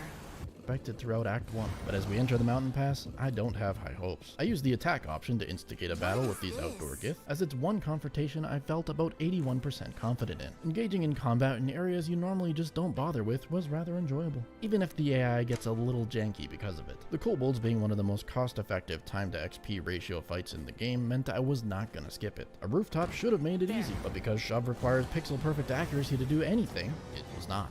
I would have been furious if not for this kobold inventor murking literally every single one of his allies with an alchemist's fire. To thank him, he was given a hasty death. The Grimishkas too were supposed to be a free win, but for some unexplainable reason, these hairless abominations cannot be shoved off a cliff. Much like a flying creature, when shoved into the Grand Canyon, they reappear unharmed where they once were. Embarrassingly, I was game overed by several hairless cat freaks, due to a mechanic literally no one knows about. Regular viewers of this channel know I love exterminating the Gith as much as the next guy, but after searching around the monastery, I couldn't really think of an easy way to do it. With low ceilings ceilings, a lack of elevation, and no recreational chasms, it's a shove-proof fortress. I had to apologize to Shadowheart, as very little gift racism will be had in this story. The undead blocking the road were led on a wild goose chase and dealt with accordingly. I do appreciate that Larian gave so many creatures in this game ladder climbing animations, even though we normally don't see them. I might actually handle the undead this way in my future runs too, because chasms handled that self-revive problem quite well. Now in Act 2, I asked politely for the Drider to give me his lantern, pixied, shopped around Last Light Inn, and entered Moonrise. Chasms may be plentiful here, but the thought of luring the enemies over to them for the next 3 to 4 hours was a nightmare I just wasn't willing to experience. The prison basement though has some of the most easily accessible pits in the game, so I started here and waited as the magical floaty eyeballs called down my victims. I bet you this is what it feels like to be the Alliance in AV. Hunger of Hadar was annoying, but not in a world-ending kind of way. To stay alive, I shoved healing potions down from my makeshift towers until victory was assured. Metagaming the rest of Moonrise on the easiest difficulty sounds pretty lame, so instead I headed straight through the curse into the most fun section, the Gauntlet of Shar. Another area with a lot of verticality. Just so long as you lure them over to the corner of death, they'll die without much difficulty. It's in the name after all. The gigantic umbral portal room has no chasms, but using my extensive lack of respect for my own time, I was able to kite them all back to the death corner. Rocking 24 AC as a level 5 rogue with the uncanny evasion passive means pretty much nothing's gonna kill me. The whole process took 2 trips, and roughly 2 hours. At one point I got so bored of waiting for my enemy turns I began examining potatoes and other random food items in my inventory. I hope to find a secret in these texts to Larian's future games. However, my priorities being elsewhere was nearly my undoing. Shar's warriors were downing my allies. Before I even knew what was happening, I was alone. I splashed a potion on the floor to lick it up and hid behind my barrel wall. Annoyingly, several of these undead survived being shoved off a cliff, leading to a 49-round battle before I could clean it all up. With that near disaster avoided, we're ready to face Lady Shar's trials. The soft step trial I figured to be pretty simple. Turn-based mode to walk by the goats, build a tower, and push someone over the gate. Didn't work though.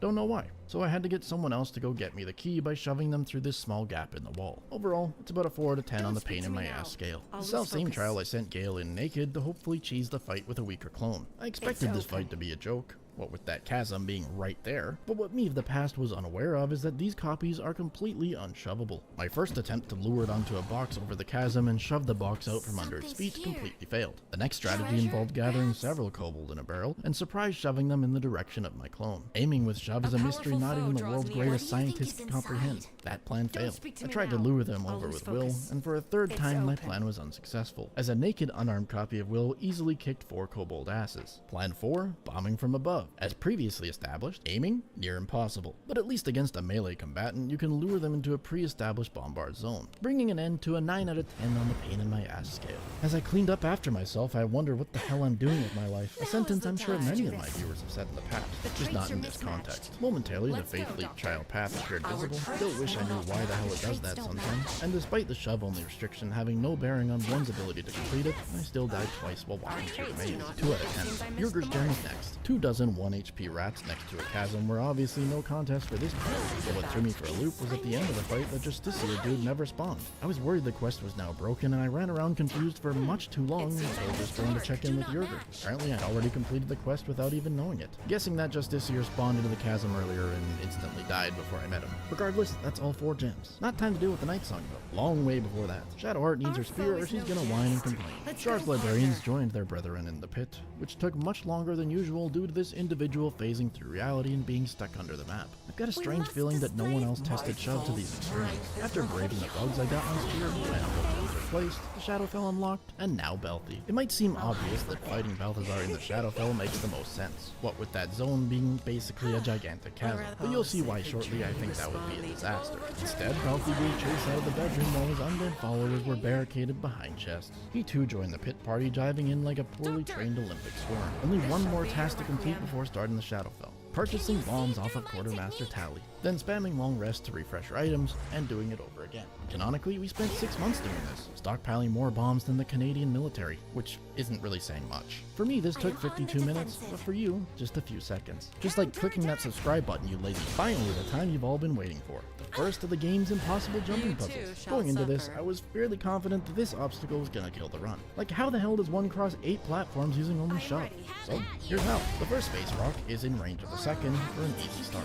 A single crate can can be placed and picked up without an action to drop yourself to the third. To prevent your characters from auto-jumping like uncontrolled monkeys, their items must be packed with 1,000 kilograms of garbage as they're abandoned. If you're too heavy, you can't jump. The fourth space rock is bypassed by a shove directly to the fifth, and from there, one person can be shoved down to the sixth mineral. However, once you reach this location, you're stuck. And whenever I'm stuck, proxy box science commences. The only thing I could really think of was to find a way to detonate a nautiloid tank and propel myself off this ledge. But because the terrain here is so jank, all the usual methods I had just wouldn't work. No matter my positioning, I couldn't find a way to shove an alchemist fire into this location using just 2 characters. I tried using a tower with Shadowheart from the low ground, but that shit aiming on shove made it quite impossible. The experiments continued until I had an idea. Wine barrel. I could shove this off of a box tower to create an alcohol surface, equip a torch, and ignite it.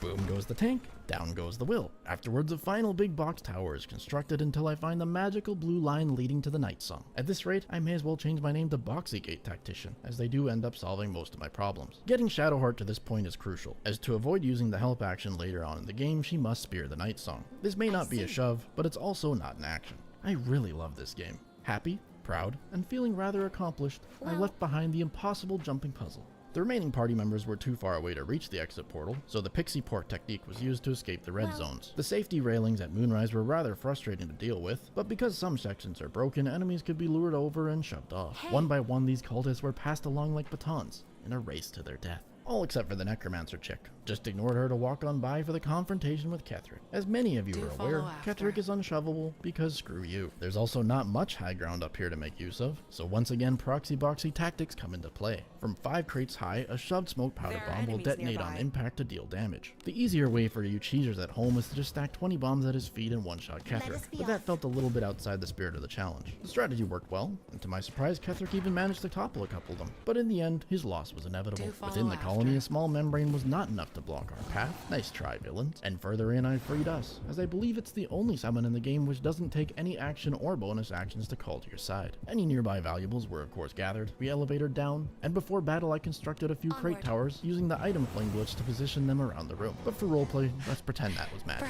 The usual problem of aim being impossible remains, and in this room, it's worse than ever. Not sure if it's due to all the random breaks in terrain the room has going on, but my explosives nearly always fall directly down, smashing the towers I built. Very frustrating to say the least. Mid-battle, Ketherick styled on us like a pro gamer. He downed Gale and in the same turn threw a healing potion to get him back up. I don't need your sympathy, bro. Most of the time, it's a solid strategy in this encounter to clear out Ketherick's allies before he transitions. But with my crap DPS, it was not happening. Instead, we turned our attention purely on the boss. Repeatedly obliterating my own crates was not a problem I foresaw going into this, and due to that scenario, a problem never before seen in the history of proxy challenge runs occurred. My box supply was completely tapped. I anyways played it out to the end, fantasy GG timing, though things looked bleak. As the towers disappeared, unknowingly one of my crates still had a box in prime shoving position waiting until my next turn, and Ketherick the bozo cleaved it, taking his own life. Didn't even realize that was a possibility, so thanks Ketherick. That's one nether stone down, and with it it's off to meet some Yanks. A practice run of my path was trialed. By this point I'd learned I can equip and unequip Crusher's Ring to get an extra 3 meters of move speed per turn. Doesn't sound like much, but it did help immensely in getting to the portal in just 2 rounds. Again in space, our second jumping puzzle begins. The first fight is handled with ease using a couple of shoves, and once again time is going to be spent to discover this golden angle in order to reach a further space rock. 2 towers and 37 minutes later, it's found. I'd originally thought that turning into a frog to reduce my weight would increase the shoving range of my characters, but despite the tooltip saying that shove range is affected by your weight, that's a complete lie, and being 1 kilogram changes absolutely nothing. Tooltippers, get it together. Continuous tower shoving enabled our hero Paul to be the lone soldier on this final space rock. At least us was at our side. Alone, I'd say this fight is a level 10 on the pain in my ass scale. Finding that pixel perfect pushing path is about as hard as it is to say that sentence. And if they get a whole person on you, take your hands off the keyboard, buddy, you're dead. I gave it a few tries and decided the best tactic is to run away. Towards the back of this asteroid, there's less random crap to block your paths, and if they're busy hitting the Emperor, it gives you extra time you need to win.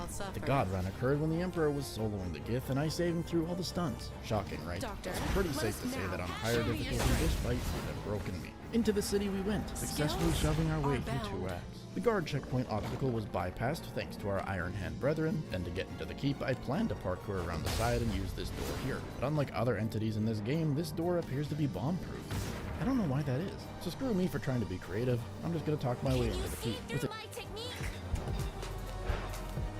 I will Rectal gives you wings. So bad. Take the next step in treating your moderate to severe ulcerative colitis with Entyvio, the only gut-focused treatment for UC that helps block inflammation in the gut and works right where you need it. Now is the time to talk with your doctor about the results you want, rapid response, and for many people, visible improvement of the gut lining. Infusion and serious allergic reactions can happen during or after treatment. Entyvio may increase risk of infection, which can be serious. Although unlikely, PML, a rare brain infection that can result in death, cannot be ruled out. Tell your doctor if you have an infection, flu-like symptoms, sores, or are prone to infections. Liver problems can occur.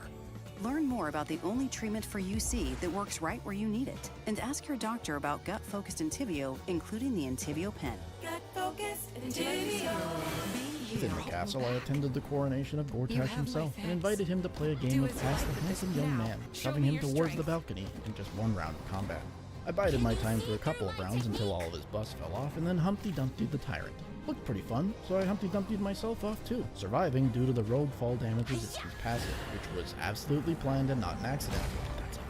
My assassination was complete, and an escape was made. My one regret was that I didn't grab the waypoint before doing so. To nobody's surprise, boxes are again the solution. An invis potion cracked upon the floor was necessary to survive a casual walk through the keep, and once you arrive in the lower city, the brain finally clears you of your crimes. Anyone who's followed one of the many god-awful build guides on the internet knows that this is the region where your build will finally come online. Even dogshit shover ones like this. I brought Astarion out of retirement to speak with Cazador's guards, getting us a key to the mansion. And in here we stole the chest from the basement, cracking it open like an oyster to reveal the pearl that is the Helm of Grit, the best in slot shover helm. When below 50% HP, it grants you an additional bonus action. 3 shoves per turn is achieved. Now to track down Orin, we need to commit a few murders. The only target even somewhat viable is Mantua down by the sea. Like a psychopath, I proceeded to push her and any other nearby innocent witnesses down the stairs. Several times, in fact. And after that wasn't really killing people at the speed I'd hoped for, I settled on drowning them in the ocean. Thanks to Gortash already being dead, any of the Steel Watchers in the city are already neutral, as they're under the brain's control. Any regular humanoid citizen or guard can easily be handled with a bit of shoving. I say easily, but I didn't say fast. Archers constantly hugging walls is brutal for my team. Our ballast bro, Old Faith Olin's daughter, hung out to watch the whole thing go down from start to finish, putting me on the trail of a murderer named Dolar.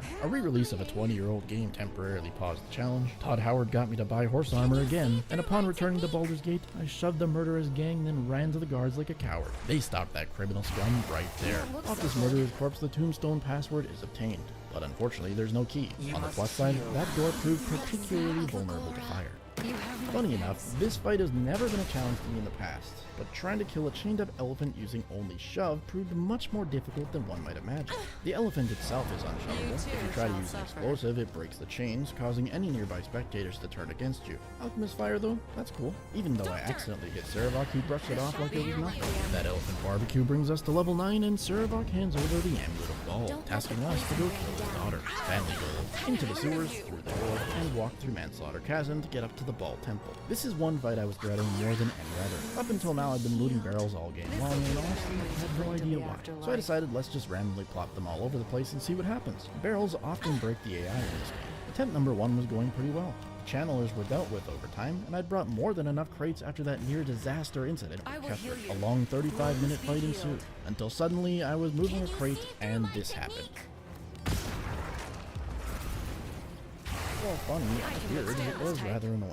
Attempt number 2, and my defenses were absolutely decimated. Orin was also rather painful to deal with, as she would continuously topple any towers I construct. What's even worse is during this attempt, I noticed that she can out-heal any damage my pathetic party is capable of putting out. With that game over being nowhere near close, I decided that a brute force method probably isn't the best option.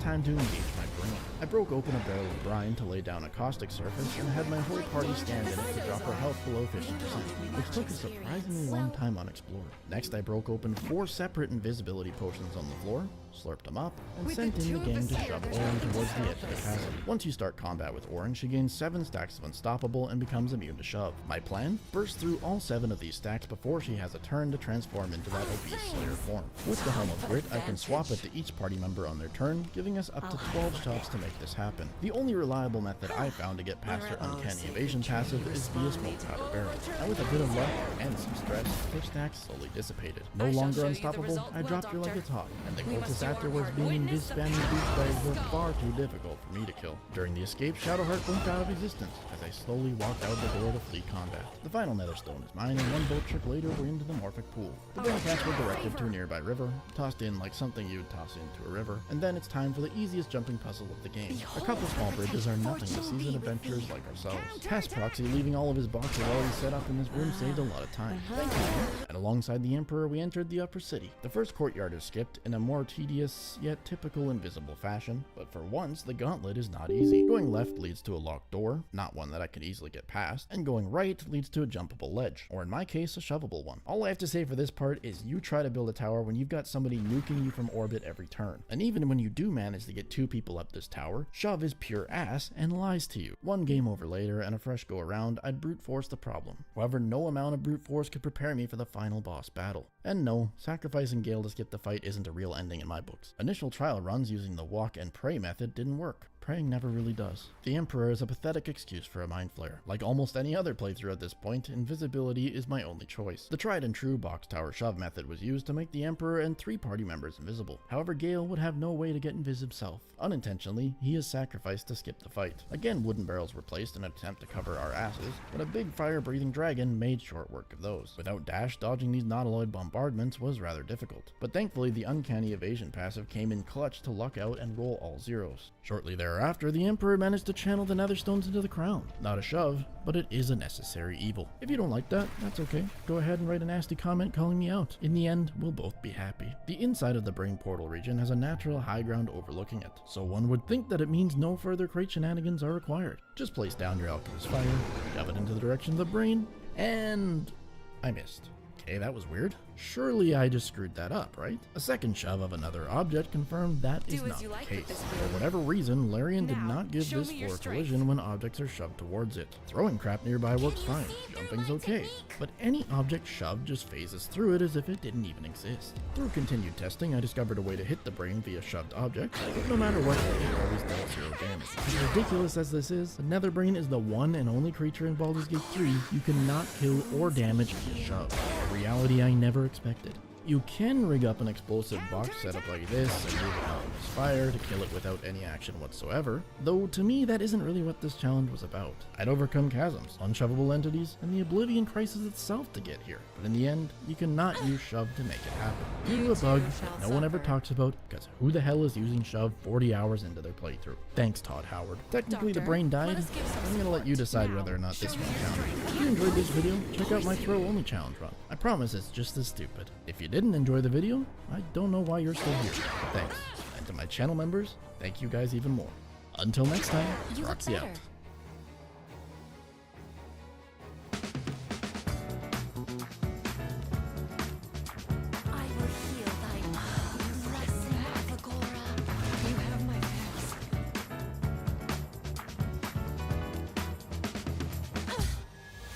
You too shall suffer.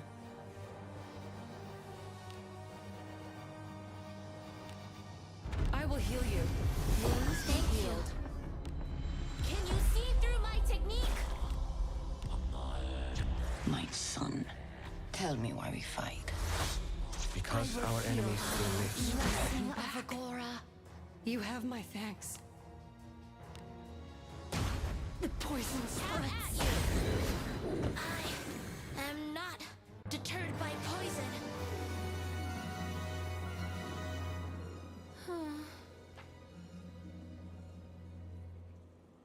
Yes.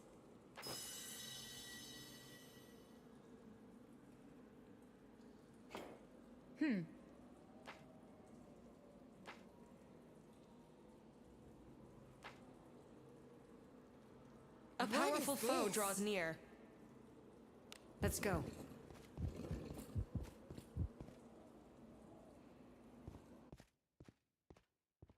As usual, I'd say I did pretty well. What could it be? Be healed. Ah. Will you be staying? Come stay anytime. Welcome. What? Understood.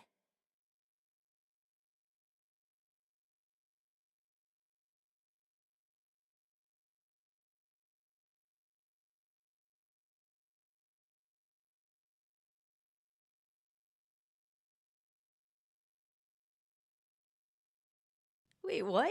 Did you just see that? They're pouring molten copper at over 1,000 degrees Celsius straight into Orbeez. And somehow, the beads aren't instantly melting or exploding. How is this even possible? Well, you see, Orbeez are 95% water, and water has an insanely high heat capacity, meaning it can absorb a massive amount of heat before it even starts to get hot. It's the same reason a water balloon won't pop over a flame, a paper cup full of water won't burn, and plastic cup with water inside won't melt. Anytime. Wait, what? Did you just see that? They're pouring molten copper at over 1,000 degrees Celsius straight into Orbeez. And somehow, the beads aren't instantly melting or exploding. How is this even possible? Well, you see, Orbeez are 95% water, and water has an insanely high heat capacity, meaning it can absorb a massive amount of heat before it even starts to get hot. It's the same reason a water balloon won't pop over a flame, a paper cup full of water won't burn, and plastic cup with water inside won't melt. It's the same reason for it insanely high heat capacity, meaning it can absorb a massive amount of heat before it even starts to get hot. It's the same reason a water balloon won't pop over a flame, a paper cup full of water won't burn, and plastic cup with water inside won't melt. Quickly do away Wait, with what? Did you just see that? They're pouring molten copper at over 1,000 degrees Celsius straight into Orbeez. And somehow, the beads aren't instantly melting or exploding. I'll return the favor. Ha!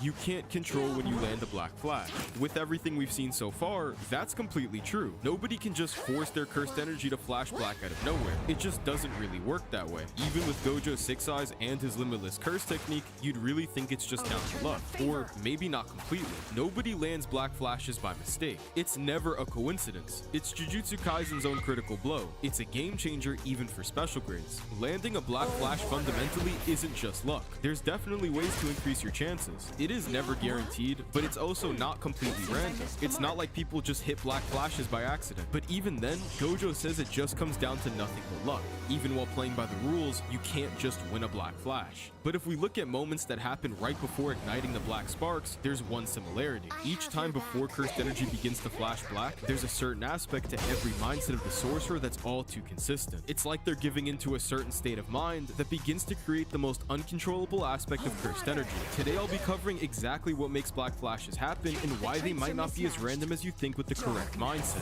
Please make sure to leave a like on the video because it's really important to continue making content for you guys. Subscribe to the channel below if you're not already subscribed, and comment down below some video ideas that you want to see me.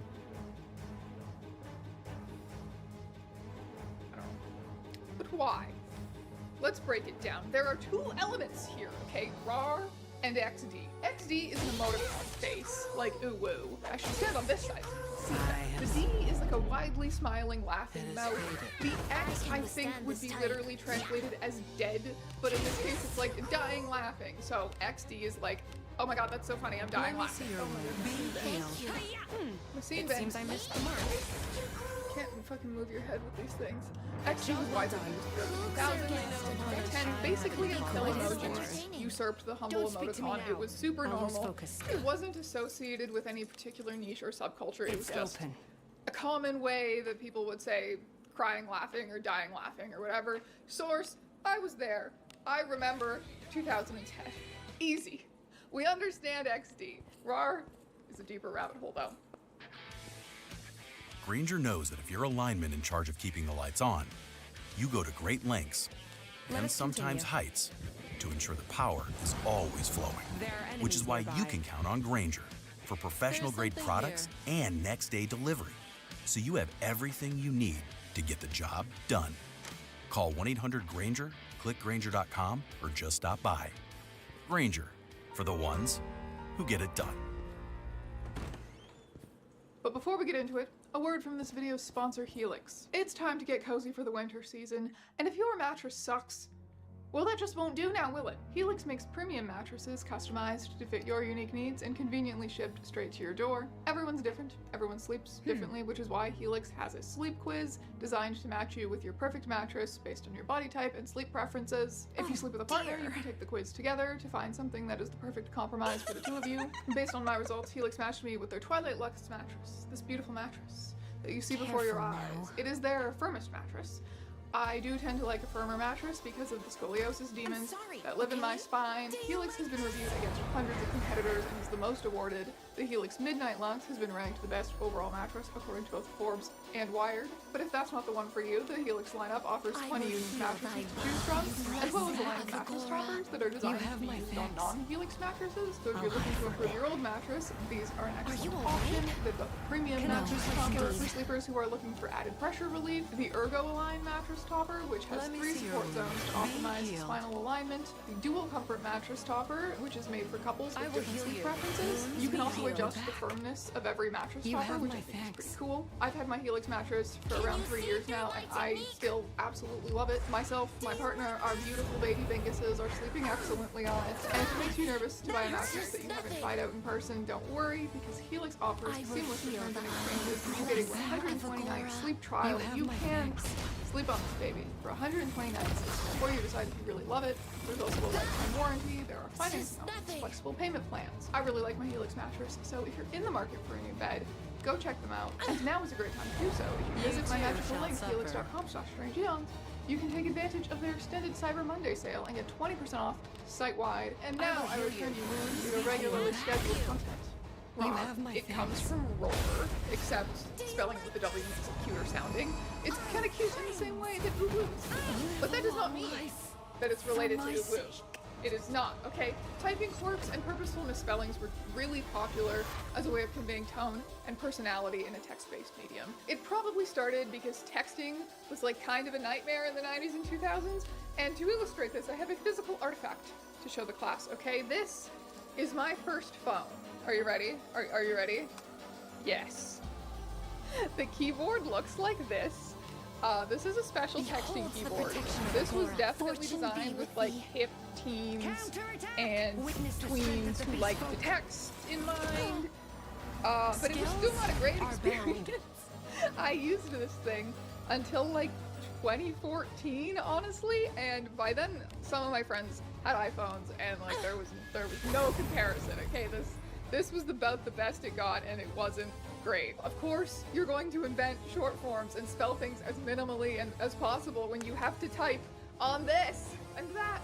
Disrespectful English language that was necessary when texting eventually made its way into just online communication in general. So even when using a computer with a normal keyboard, a lot of young people just wrote weirdly to distinguish themselves. I think My Immortal is an excellent specimen for studying that. Yes, it is known for its insane amount of spelling mistakes, and many do seem the result of someone who is just typing too fast. But I would argue a decent amount of the creative spellings in My Immortal are done on purpose. Proper English doesn't really suit the way that she wants to express herself, so she very freely messes with spelling and grammar to make her online writing sound more like her authentic voice and to fit her goth aesthetic. So RAR is a cute roar, but how did it become so popular? And among emo and scene kids specifically. I feel like you see RAR the most often when it comes to the phrase, RAR means I love you in Dinosaur. Everywhere from Hot Topic shirts to boomer memes. It makes sense then to assume that the popularity of RAR comes from that phrase and that it was adopted as a coded way of saying I love you. But that is not correct, okay? To assume such a thing, it may seem logical. It's a good theory, but it is wrong. The use of RAR predates the phrase RAR means I love you in Dinosaur by around 5 years. How do I know this, you might ask? Where does one go to hear the authentic voices of cringe middle schoolers from the 2000s, echoing through the ages, to wake their skinny jean-wearing ghosts and shake them down for answers?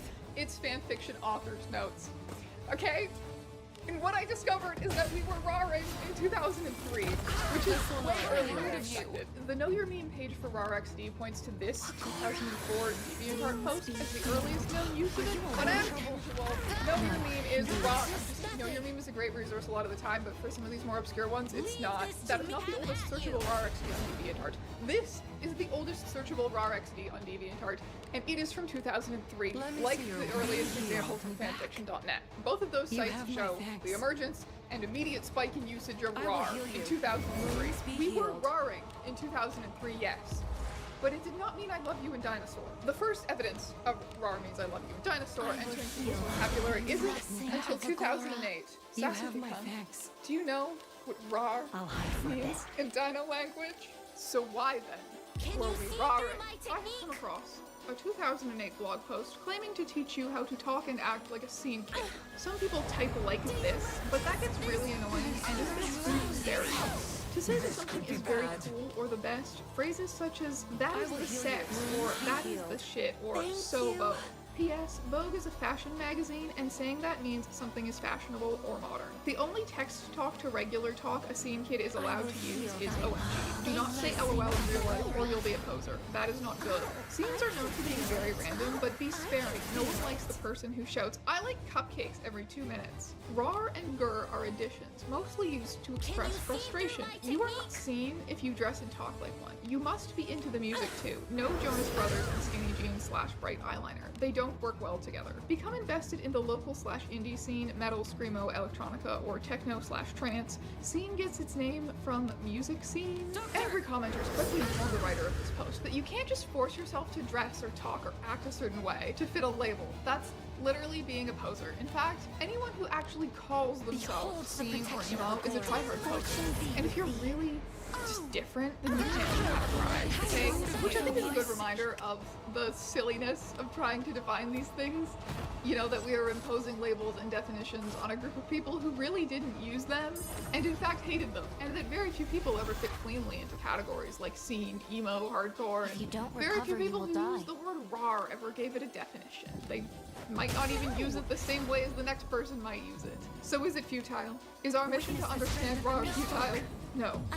No, I will not give up yet. While I agree with the unfortunate poser writer of this blog post that GR is an expression of frustration, RAR is more complicated than that. I disagree with RAR being lumped in with that, because RAR can be that, but RAR is so much more complicated than that also. In search of a true understanding of RAR, we must examine the primary sources. The first place I looked was fanfiction.net, and honestly, harrowing experience at first. Disclaimer, I do not own Gossip Girl.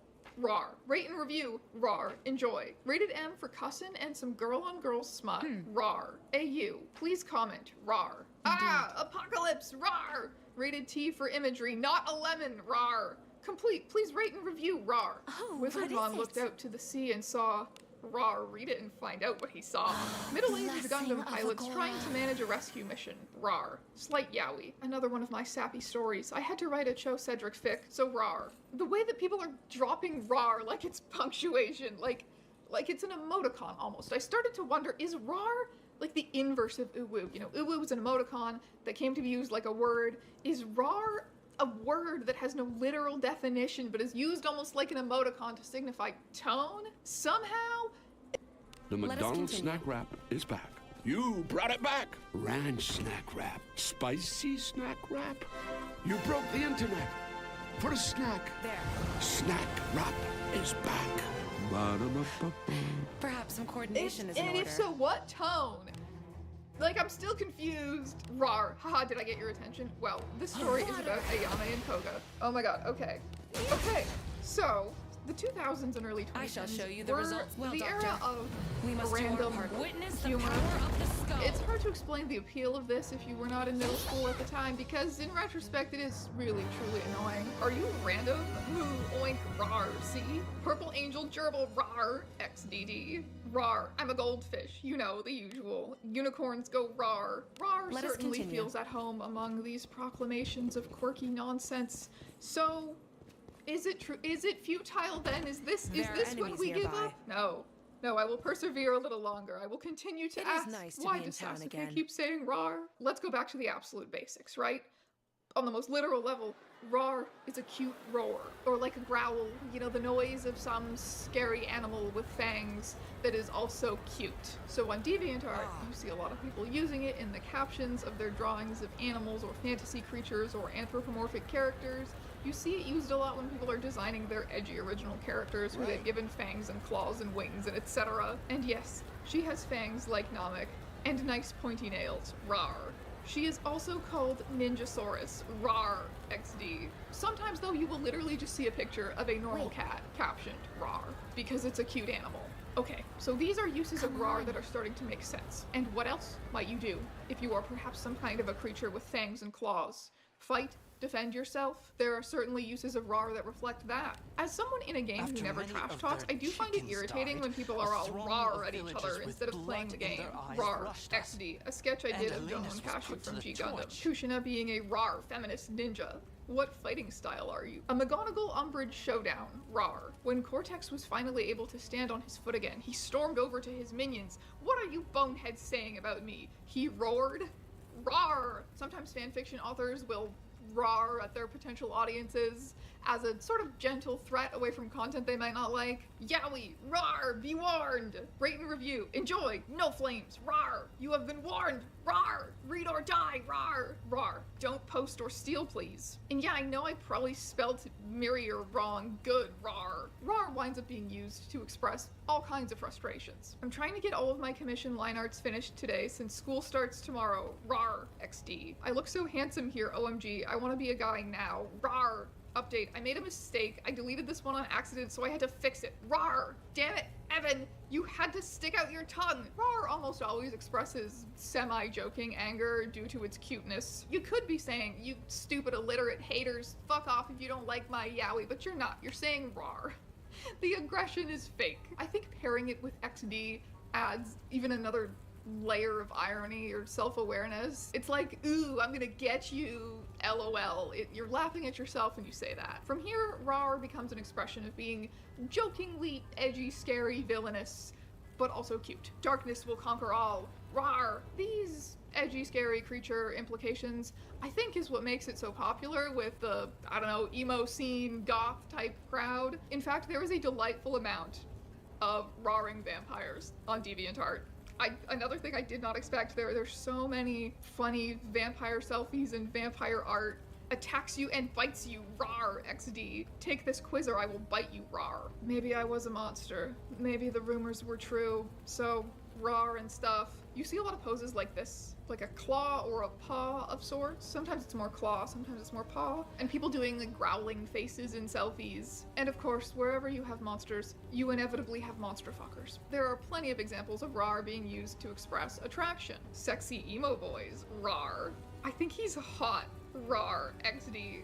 How are you with boys? Rar. But seriously, how are you with boys? He's so sexa, sitting there on my wallpaper, rar. Ben decides to have fun with one tall, dark, and handsome ex-con, rar. LOL, it's my first lemon. So when you comment rar on someone's MySpace picture, are you trying to seduce them, or fight them, or warrior cats roleplay with them? I resisted, but it was no use. It's gonna depend on the context. I ought to have brought Sagini with me.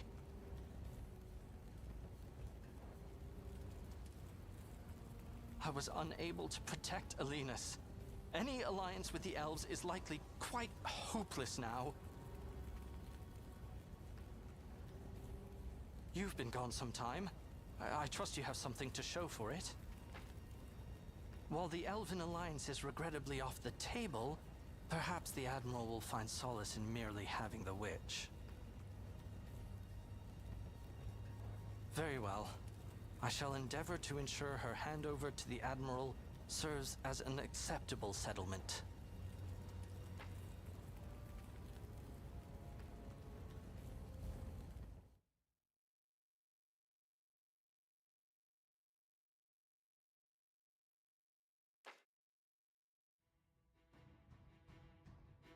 Masked adventurer.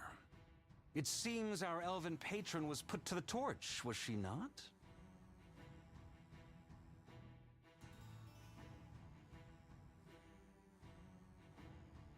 How fortunate you remain unsinged. Or so you were hoping I'd say?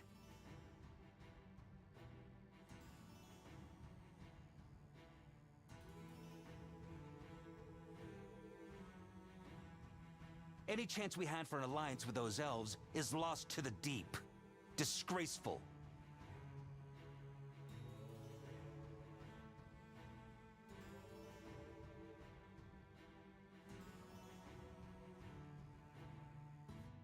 Nevertheless, the Master did apprehend a witch. She has been delivered here.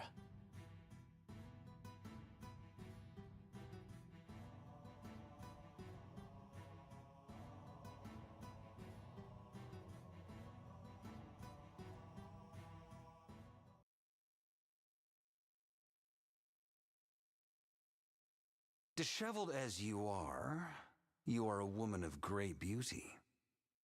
Tell me, are you a witch?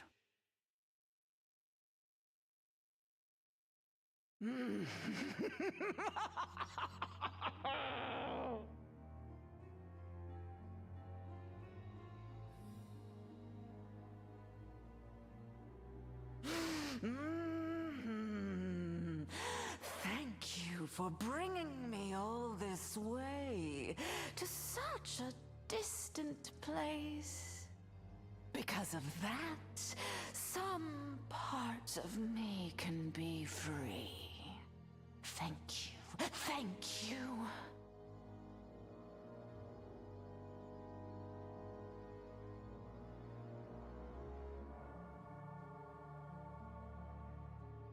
You there. State your name.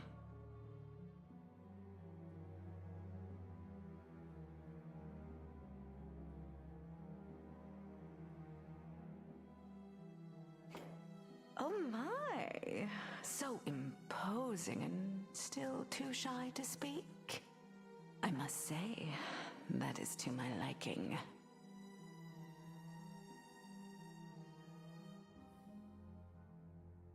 Should you ever find yourself in need, you are permitted to call my name, but only once.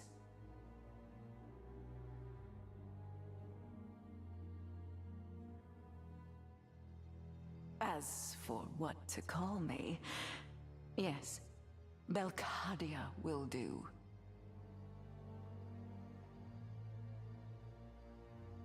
The witch who burns the men she loves, the men she hates, and every useless little woman in between. Remember that.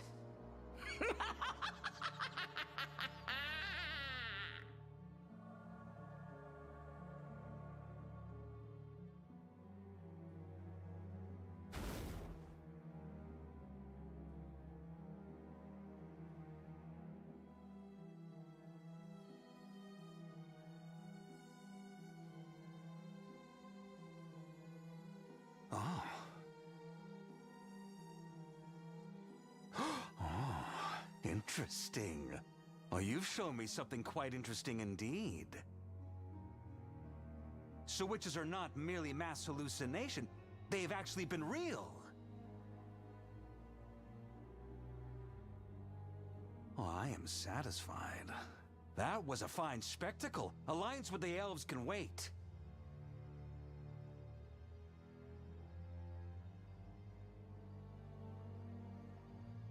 Your reward will be very generous. Do bring me something as interesting again.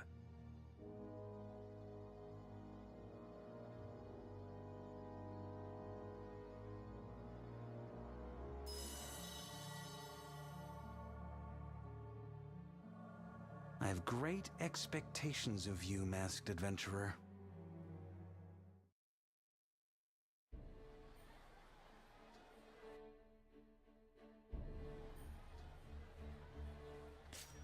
How may I be of service? You are in need of divine power, yes? Murmur, chant, pray, invoke. Fated to die. So, it is not yet that time.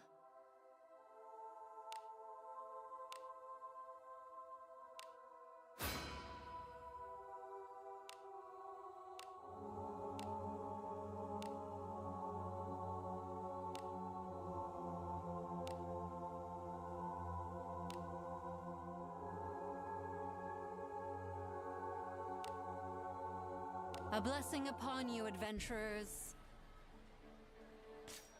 Be welcome, everyone. Thank you.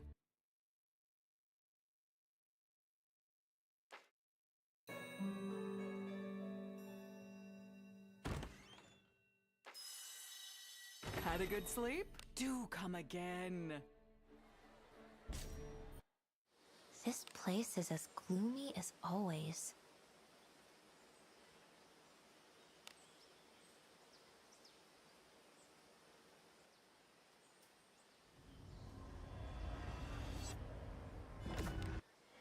Right.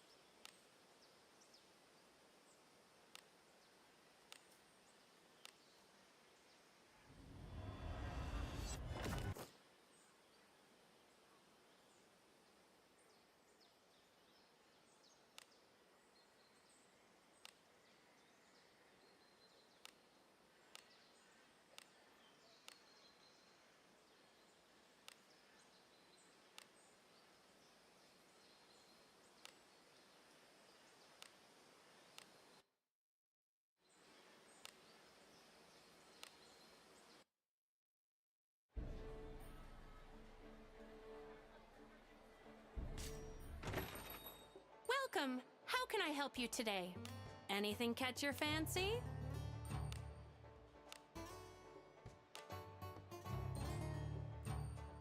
Anything catch your fancy?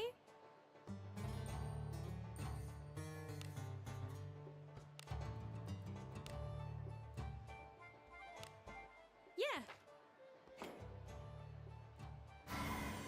Yeah.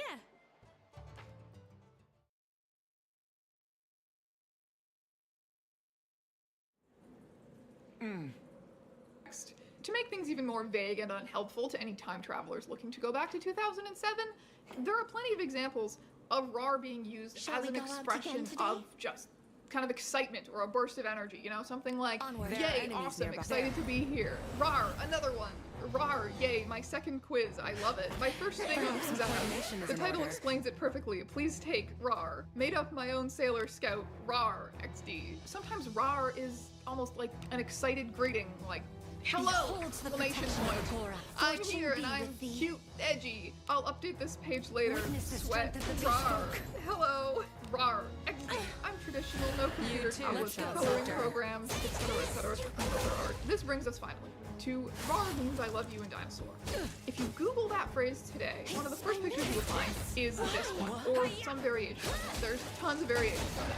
The original is this pencil drawing posted to DeviantArt on December 6th, 2007. However, just because this cute dinosaur drawing seems to have gotten really popular doesn't mean that it invented the phrase dinosaurs. It didn't. There is an earlier use of the phrase from March 2008 on DeviantArt, and one from October of 2008 on fanfiction.net. So, although I am confident in dating this phrase 2008, I don't know who originally came up with it, who originally posted it online. Just that popularizing it seems to have been the collective effort of artists on DeviantArt, probably other websites too at the time, who made a ton of drawings and edits inspired by it in all of their different styles. There's so many different ones out there.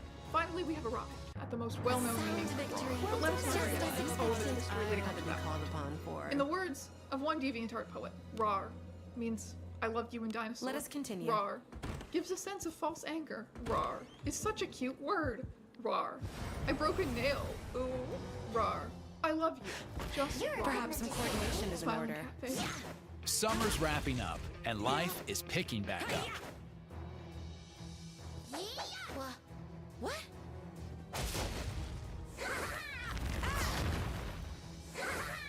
This is a helpful type.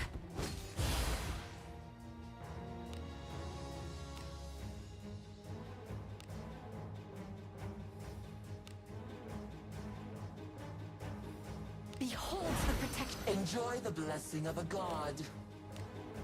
Counterattack! Witness the strength of the beast folk.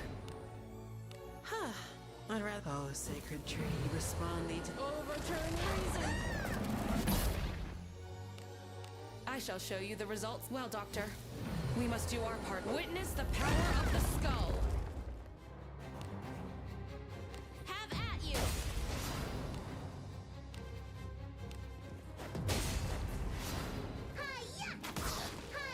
This is a dreadful type.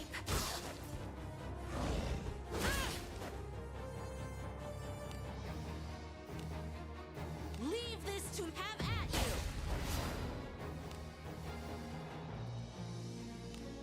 We must display Agora. The time has come to behold the power of faith.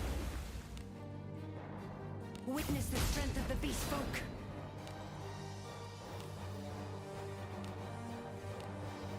Let me see your wound. Be healed. Thank you. I will heal you. Wounds be healed. Back. You have my thanks.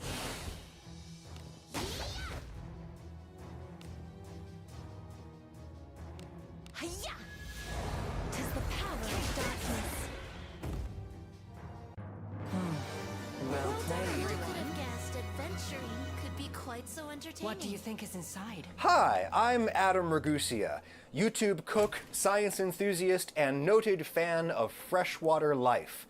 I love keeping freshwater fish. I love eating freshwater fish, which is why I've come to you today with a simple public service announcement. Save the native fish, eat the invasive fish.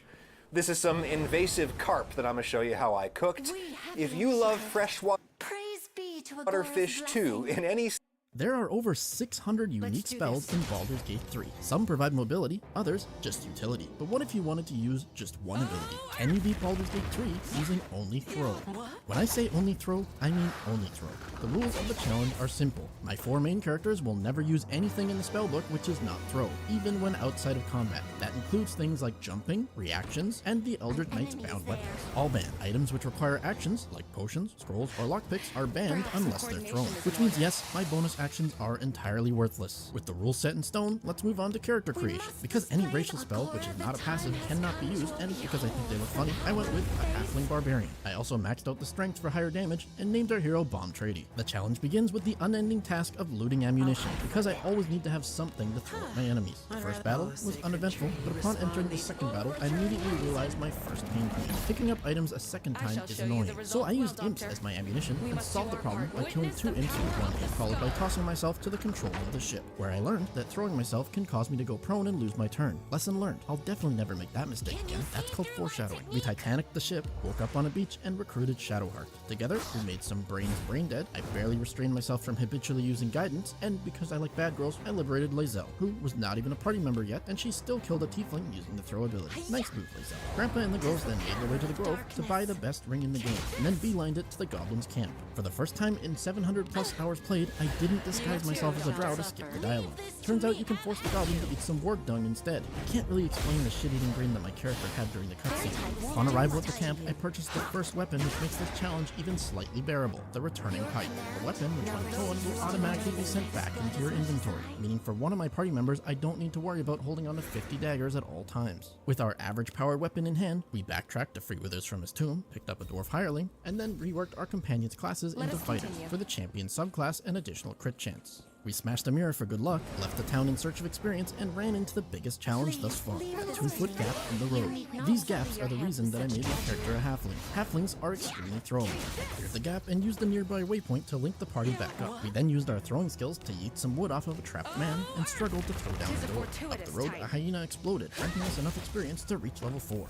The first big power spike for this build. All party members picked up the Tavern Brawler feat for a much needed damage boost on their throws, which instantly turned us from struggling to kill anything to absolutely decimating gnolls and snapping their necks. After a long day of travel, the party tried to get some much needed rest, but I woke up to find women fighting over me, fully confirming that this is indeed a fantasy world. We broke up their fight, and feeling overpowered, we traveled back to the goblins' camp to wipe out the goblin threats. Not because I wanted to be the good guy, I just found it fun to throw goblins. Finishing the leaders and every goblin nearby was enough to reach level 5 and unlock the extra attack passive, which allows us to throw twice per turn, effectively doubling our actions. Before moving to the Underdark, there was one final challenge left to conquer: the Hag. In a normal playthrough, the Hag is not that tough, but due to my rule set, there's a slight problem. I cannot jump the gap into the Hag's room. My characters also don't have enough strength to lift humans and throw them. The elixir of Hill Giant strength can only be drank and not thrown, so that doesn't work either.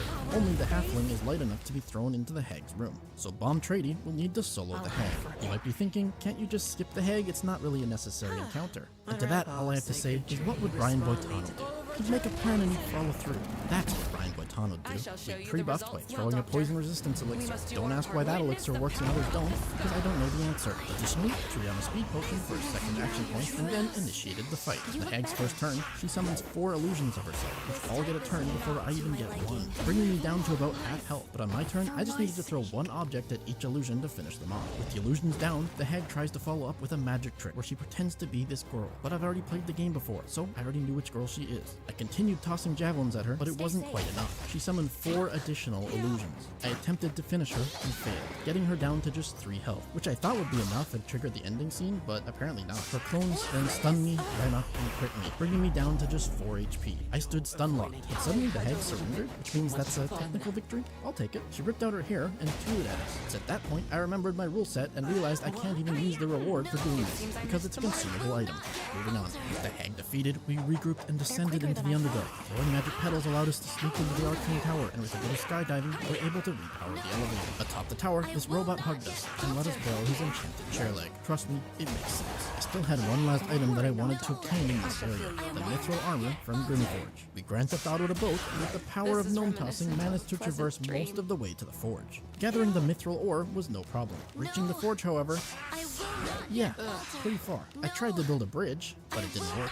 So I built a tower, and I just barely was able to get into throwing range. I descended the elevator, jumping for joy. But knowing I have no chance of actually beating this robot, I used bridge building to traverse the lava and retrieve my armor. And no, it's not cheating, because bridge building is not a spell in my spellbook, nor does it cost any action points to do this. With the Underdark's treasures pillaged, we ventured into the mountain pass. Fighting our way into the monastery boosted us to level 6, and allowed me to increase my strength ability score to 20, which is just enough to throw larger sized characters if needed. It also unlocked the chimpanzee throwing passive on my barbarian, so when I throw food such as a banana, it will actually blind the target for 2 turns, granting us some much needed utility. We still had one more task to do in the monastery. My Queen Lizelle wanted to meet her queen, Blacketh, who tasked us with entering the astral prison, where I was just barely in range to be thrown to the next platform. We spoke with a con artist who teleported our whole party back outside. Upon our return to the real world, we're met with betrayal. We threw stuff at them until they died, as it's still the only thing I'm allowed to do, and then I spent 10 minutes trying to find all my weapons afterwards. I'm having so much fun. I snuck out the back door, fast traveled to the mountains, and made some undead dead to get to the Shadowlands. Once in the Shadowlands, a goblin came to greet us and escorted us to her people. I told these goblins I'd help them.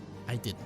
Using our newly acquired moon lantern, we booked it down the road to Moonrise Towers. Once inside, I decided to try things a little bit differently and assassinate everyone here to see if anything cool happens later in the story. Spoiler alert, nothing cool happened. But it did get us a level up, and it felt a lot easier to fight them all spread out like this, rather than in one big battle later on. 10 out of 10 would do again. With Moonrise entirely extinct, I got back to the main story, dispatched of some ghosts along the way, and assisted in a surgical procedure. After a bit of malpractice, the entire staff perished, and I found the entrance to Shard's temple, where we now need to pass Lady Shard's 3 trials and collect the 4 Umbral gems. The first trial is stealth. If these patrolling shadows see me, I get teleported back to the beginning, but instead of stealthing past the shadows, I killed them, ran through to the end, and collected the first gem. This one wasn't too bad. The second trial is combat. We fight a mirrored version of our own team, a classic RPG. Fortunately for me, they don't have ammunition to make their builds viable, and they easily give up the second gem. Test number 3 is an invisible maze. This maze is bullshit. Whoever designed this garbage trial deserves to go back to gamer school. Look, no one likes mazes that are the same every time we play through the game. But since I've always cheesed this stupid maze by jumping to the end, I didn't actually know how to do it. I'm not just salty because I got a game over here and lost over an hour of progress because I had no saves, but that is part of it. With patience, I eventually did it, worked my way through the maze, and acquired the gem.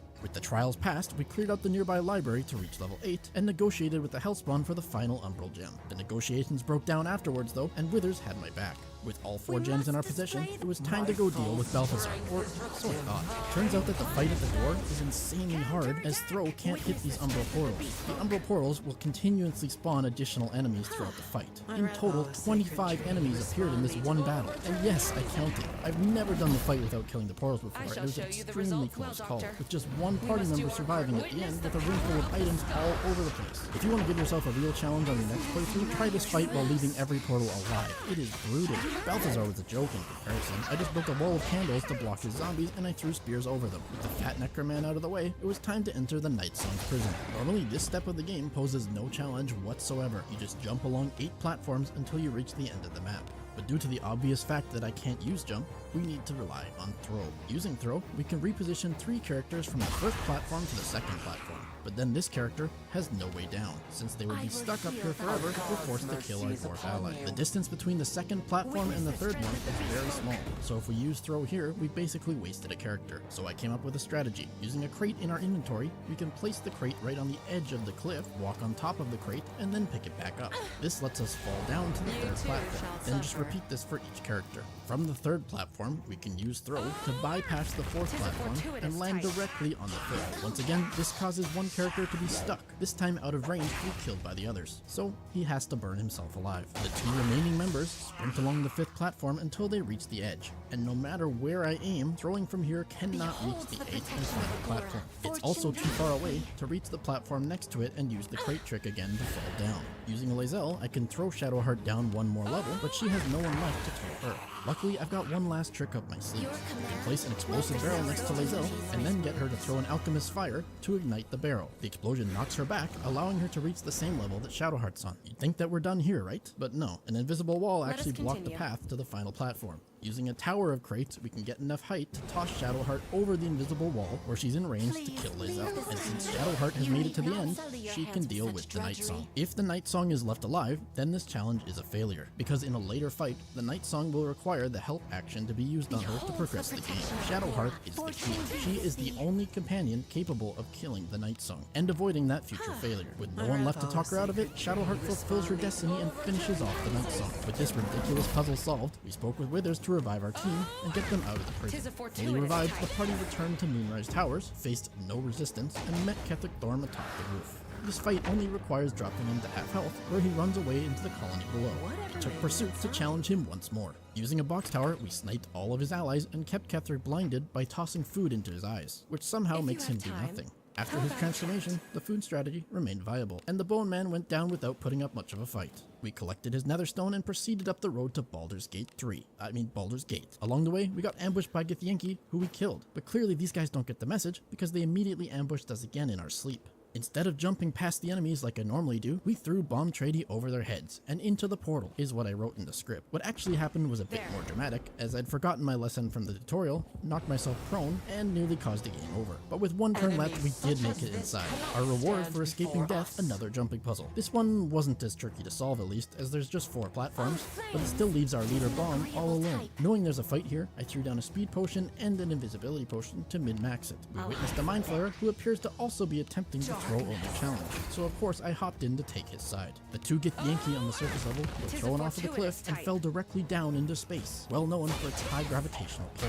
The other 2 Githyanki stood upon magical anti-gravity space rocks, but would be barraged down by my daggers. And with 3 FPS, the last glitch fell to my blade. Attempts to resist the Emperor's offer to evolve failed, rotting our eyes and teeth. I considered save scumming, but that's a lot of effort, so I accepted this form. After clicking the portal to return to camp, I was relieved to see it ported my whole party, saving me 600 gold. Scribe is how you stop explaining the same thing over and over at work. Watch this. It'll change your life. Raise your hand if you told your boss how to do the same thing more than once. Oh, sorry, Withers. The start of Act 3 had me filled with excitement, because right away I gain access to the 2 best thrown weapons in the game. The Dwarven Thrower can be purchased from Fer Droger in the refugee camp, and it gives dwarf characters additional damage when used. The second weapon is a legendary spear. Step 1 of acquiring this, go to the circus. Step 2, get sniffed by a ghoul. And step 3, insulted by a genie.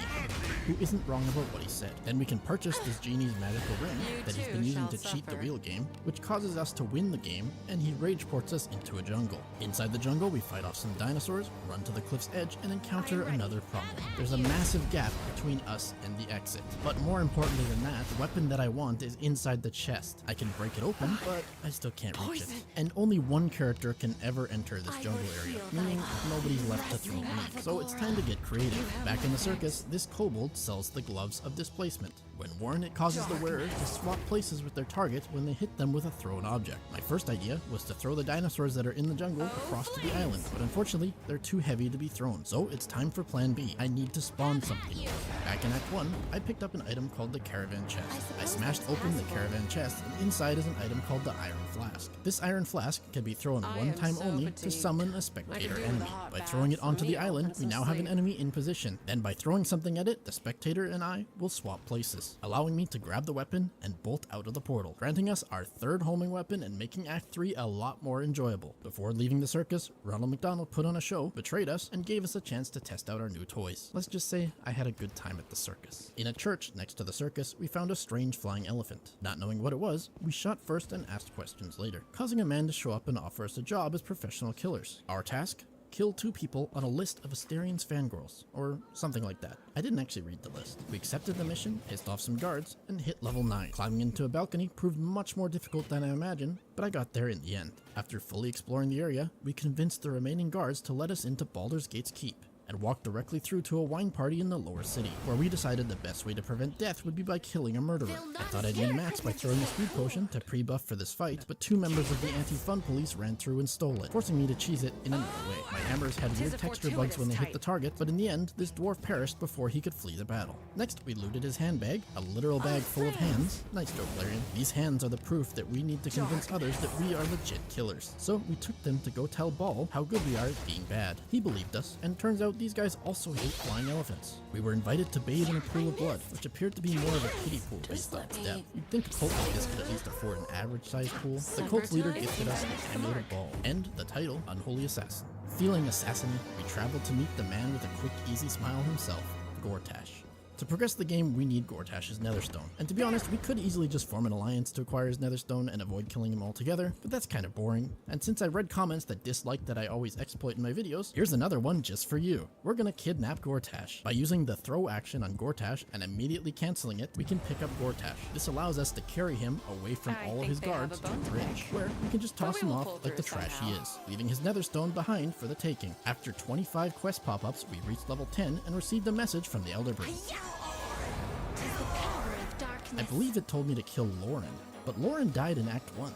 Stupid brain. Ignoring the brain, we helped Shadowheart take over a cult of Shar. She committed a few sins, we sold our memories to Amir in exchange for just 2 strength, and said our goodbyes to Shadowheart's Sims. Nearby we found a bard tied to a chair. Useless fact, you can use the throw action and it frees him without casting the help action. Anyways, no more distractions. It's time to go deal with Orin and her death cult. Dropping into the sewers was a little more challenging than usual, but our companion cubes had our back. Using the Amulet of Ball, we tried to open the door, but the game took over 2 minutes to load the cutscene of the door opening. Frankly, I'm just surprised it opened at all. With the door boss defeated, it was clear where the murder cult's pool budget went. We made our way down the stairs to confront Orin. Orin gave a long, boring speech, transformed into a Zergling, and was put down before she even got a turn. Turns out, without any other spells, throwing builds are still pretty broken. Her death brought us to level 11, and we chucked her remaining guards into a conveniently placed nearby pit. Having collected the final Netherstone, we bought some fireworks to celebrate, and Lae'zel and I enjoyed a beautiful sunrise together. Well rested, we took the path and stole another boat. Somehow Shadowheart swam with us to the Elder Brain, even though 20 hours ago she claimed she can't swim. You want to explain that one, Larian? Back on shore, some intellect of ours ambushed us, and this is where I learned that Orin's dagger is also a returning weapon. Just in time for the last hour of the game, I no longer need to collect hundreds of daggers after every battle. Better late than never, I suppose. Since I'm a hoarder, my inventory was too heavy for my characters to be thrown across the bridge. Rather than actually sort that mess, I used the gloves of displacement to get them across, until I had enough characters there to reach the brain. We failed 7 rolls in a row when attempting to dominate the brain, which only made it angrier, causing it to rise up and attack Baldur's Gate. Knowing we can't jump, the Emperor took us back to the Astral Plane, where I had to once again throw my characters to traverse the path. The Emperor assimilated Orpheus and took us back to the city. The Skithyanki asked what we did with their leader, but when the Emperor explained that he just drank his brain like a smoothie, they understandably attacked us. We quickly eliminated the threat, healed up, and threw invisibility potions to skip the biggest slog of a fight in the game, just because it's not fun. I also wanted to use invisibility to skip the entire gauntlet, but that was kind of impossible as there's a ledge that requires throw to reach. It was also pretty high, so only one of my characters was able to be thrown up there, and he soloed his way through the enemies while dodging bombardments to reach the end of the gauntlet. Upon reaching the end, the remaining party was teleported there. Since my party was not max level, I used the last of our invisibility potions to pre-buff before the fight, allowing us to get into position to initiate combat. I wanted to build a box tower before the fight, but I didn't know that that would break my invisibility. That still didn't stop me. I built it during the fight and climbed to the top, and started picking enemies off, as the extra height increases the throwing damage dealt. Using throw, we tried to pick off as many mind flares as we could to prevent them from stunning the Emperor. This is where another slight problem pops up. You need to channel the Emperor's spell to finish the game. Now, when I laid out the rules, I did say my 4 main characters, specifically because of this. You're forced to use this spell to complete the game. The Emperor is not one of my main characters. By my rules, this is okay, and realistically, it's not a spell that does anything except for progress the story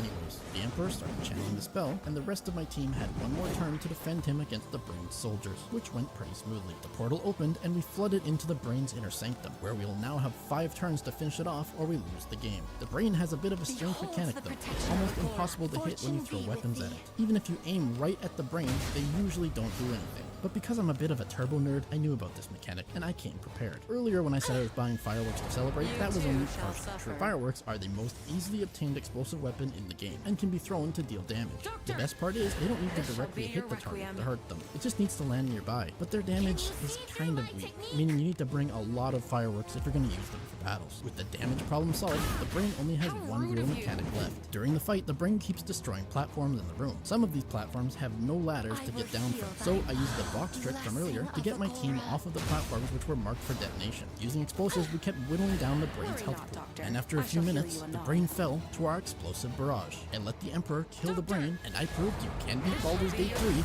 using only throw. If you enjoyed the video, leave a like. If you're new here, check out this other video where I took on the challenge to beat Baldur's Gate 3 without killing anything. And as always, thanks for watching. Have yourself a wonderful day. See ya. Thank you. To bloody swim. Please. You were saying. It's just. Your Majesty. You too shall suffer. People are struggling, and it may not be much, but when I was young, my parents and I would pick apples. We'd take them and make pies, then go out into the village. Pies are luxuries. They don't need luxuries. It confuses them. But sometimes something small, something sweet even, can make you believe that there's more to being alive than mere subsistence. You know, I really don't remember you being this opinionated. My apologies. I really need some kindness. Oh.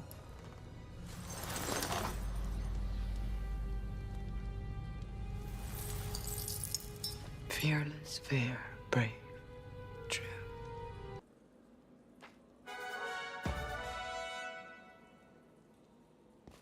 In Baldur's Gate 3, you can become nearly anyone, from a hero who rescues the weak, all the way up to becoming a psychopath who collects his victims' limbs. The game seemingly has it all, but in a world where everyone wants you dead, is it possible to maintain your innocence? And can you beat Baldur's Gate 3 without killing anything?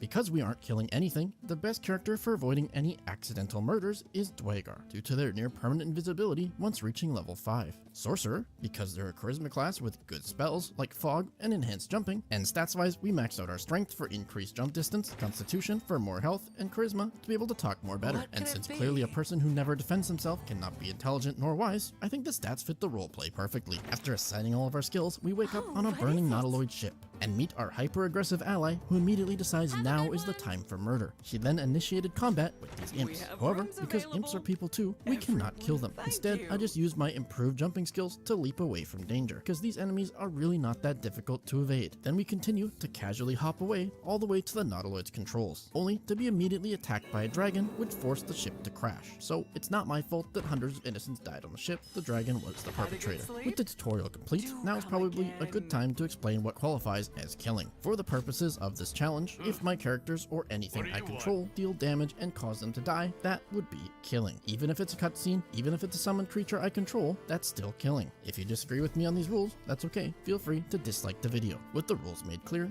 let's begin. A normal player would start the game by immediately killing tons of innocent things in order to level up. But since we're a pacifist, in order to get that experience, we have a few limited options, including exploration, dialogues, and quests which avoid combat. So I grabbed what little exploration experience is available, and I decided that I could use an ally. But after taking a look at which allies are available in this game, I have to say that most of them seem pretty murdery. So I decided to go with Gale, because he's kinda just a chill dude.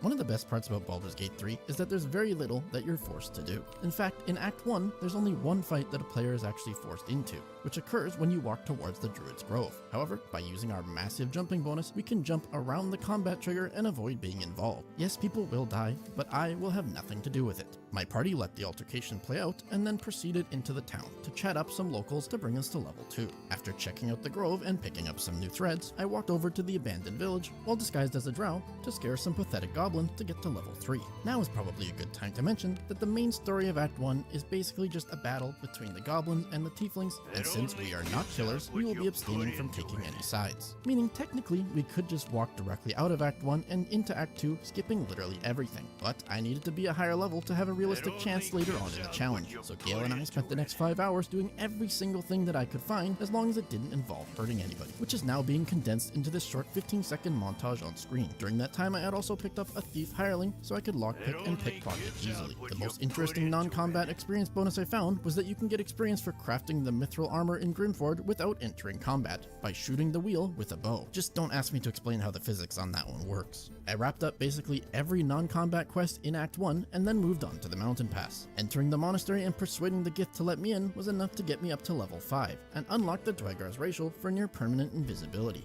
which allows me to pull off any stealth quest, such as stealing the Githyanki's eggs, a lot simpler. I talked to the rest of the Gith for the remaining experience, broke the Zaphist, acquired the Blood of Lathander, and used some dwarven powers to skip the undead that blocked the path to the Shadowlands, thus completing Act 1 at level 5 without entering combat.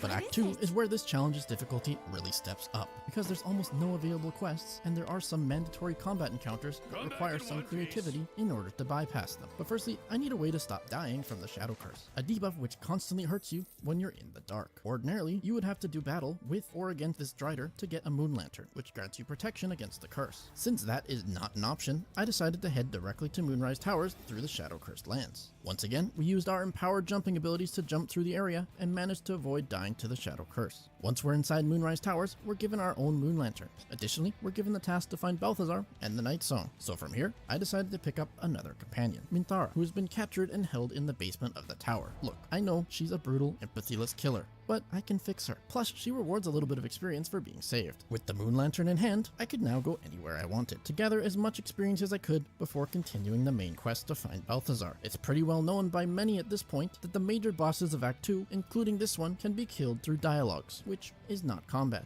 But in my opinion, killing them this way still invalidates the challenge, because in the real world, giving the legal defense that you only told them to off themselves probably wouldn't fly. So instead of killing the boss, I instead give her 6,000 gold. Doing this grants us the same 1100 experience that I would have gotten from killing her, but now I don't have to. Next, I played hide and seek with a demon child and helped an edgy raven man find a book. But beyond that, there really wasn't a lot of experience to be found, not even half a level, so I was forced to continue the main story. My party ventured into the mausoleum, solved the painting puzzle, and descended into Shaw's temple. Once inside, we used fog to bypass a puzzle and continued while invisible. This is the room where we will find Balthazar. And here's the thing, we need something to happen to Balthazar, because Balthazar is a dick, and he's gonna mess up my plans if he follows me further into the temple. But I'm not gonna be the one to deal with him. I won't even be involved in the battle. You see, normally, when this door here is clicked, you'll get a message that the door is locked, and it immediately starts a fight, which you have to win. Then your buddy Balthazar will come out and unlock the door for you, but we're gonna change that up a little bit. I got Gale to cast the spell Knock, which unlocks the door from a distance, and then I snuck up my main character, and now I can open the door, which immediately starts combat.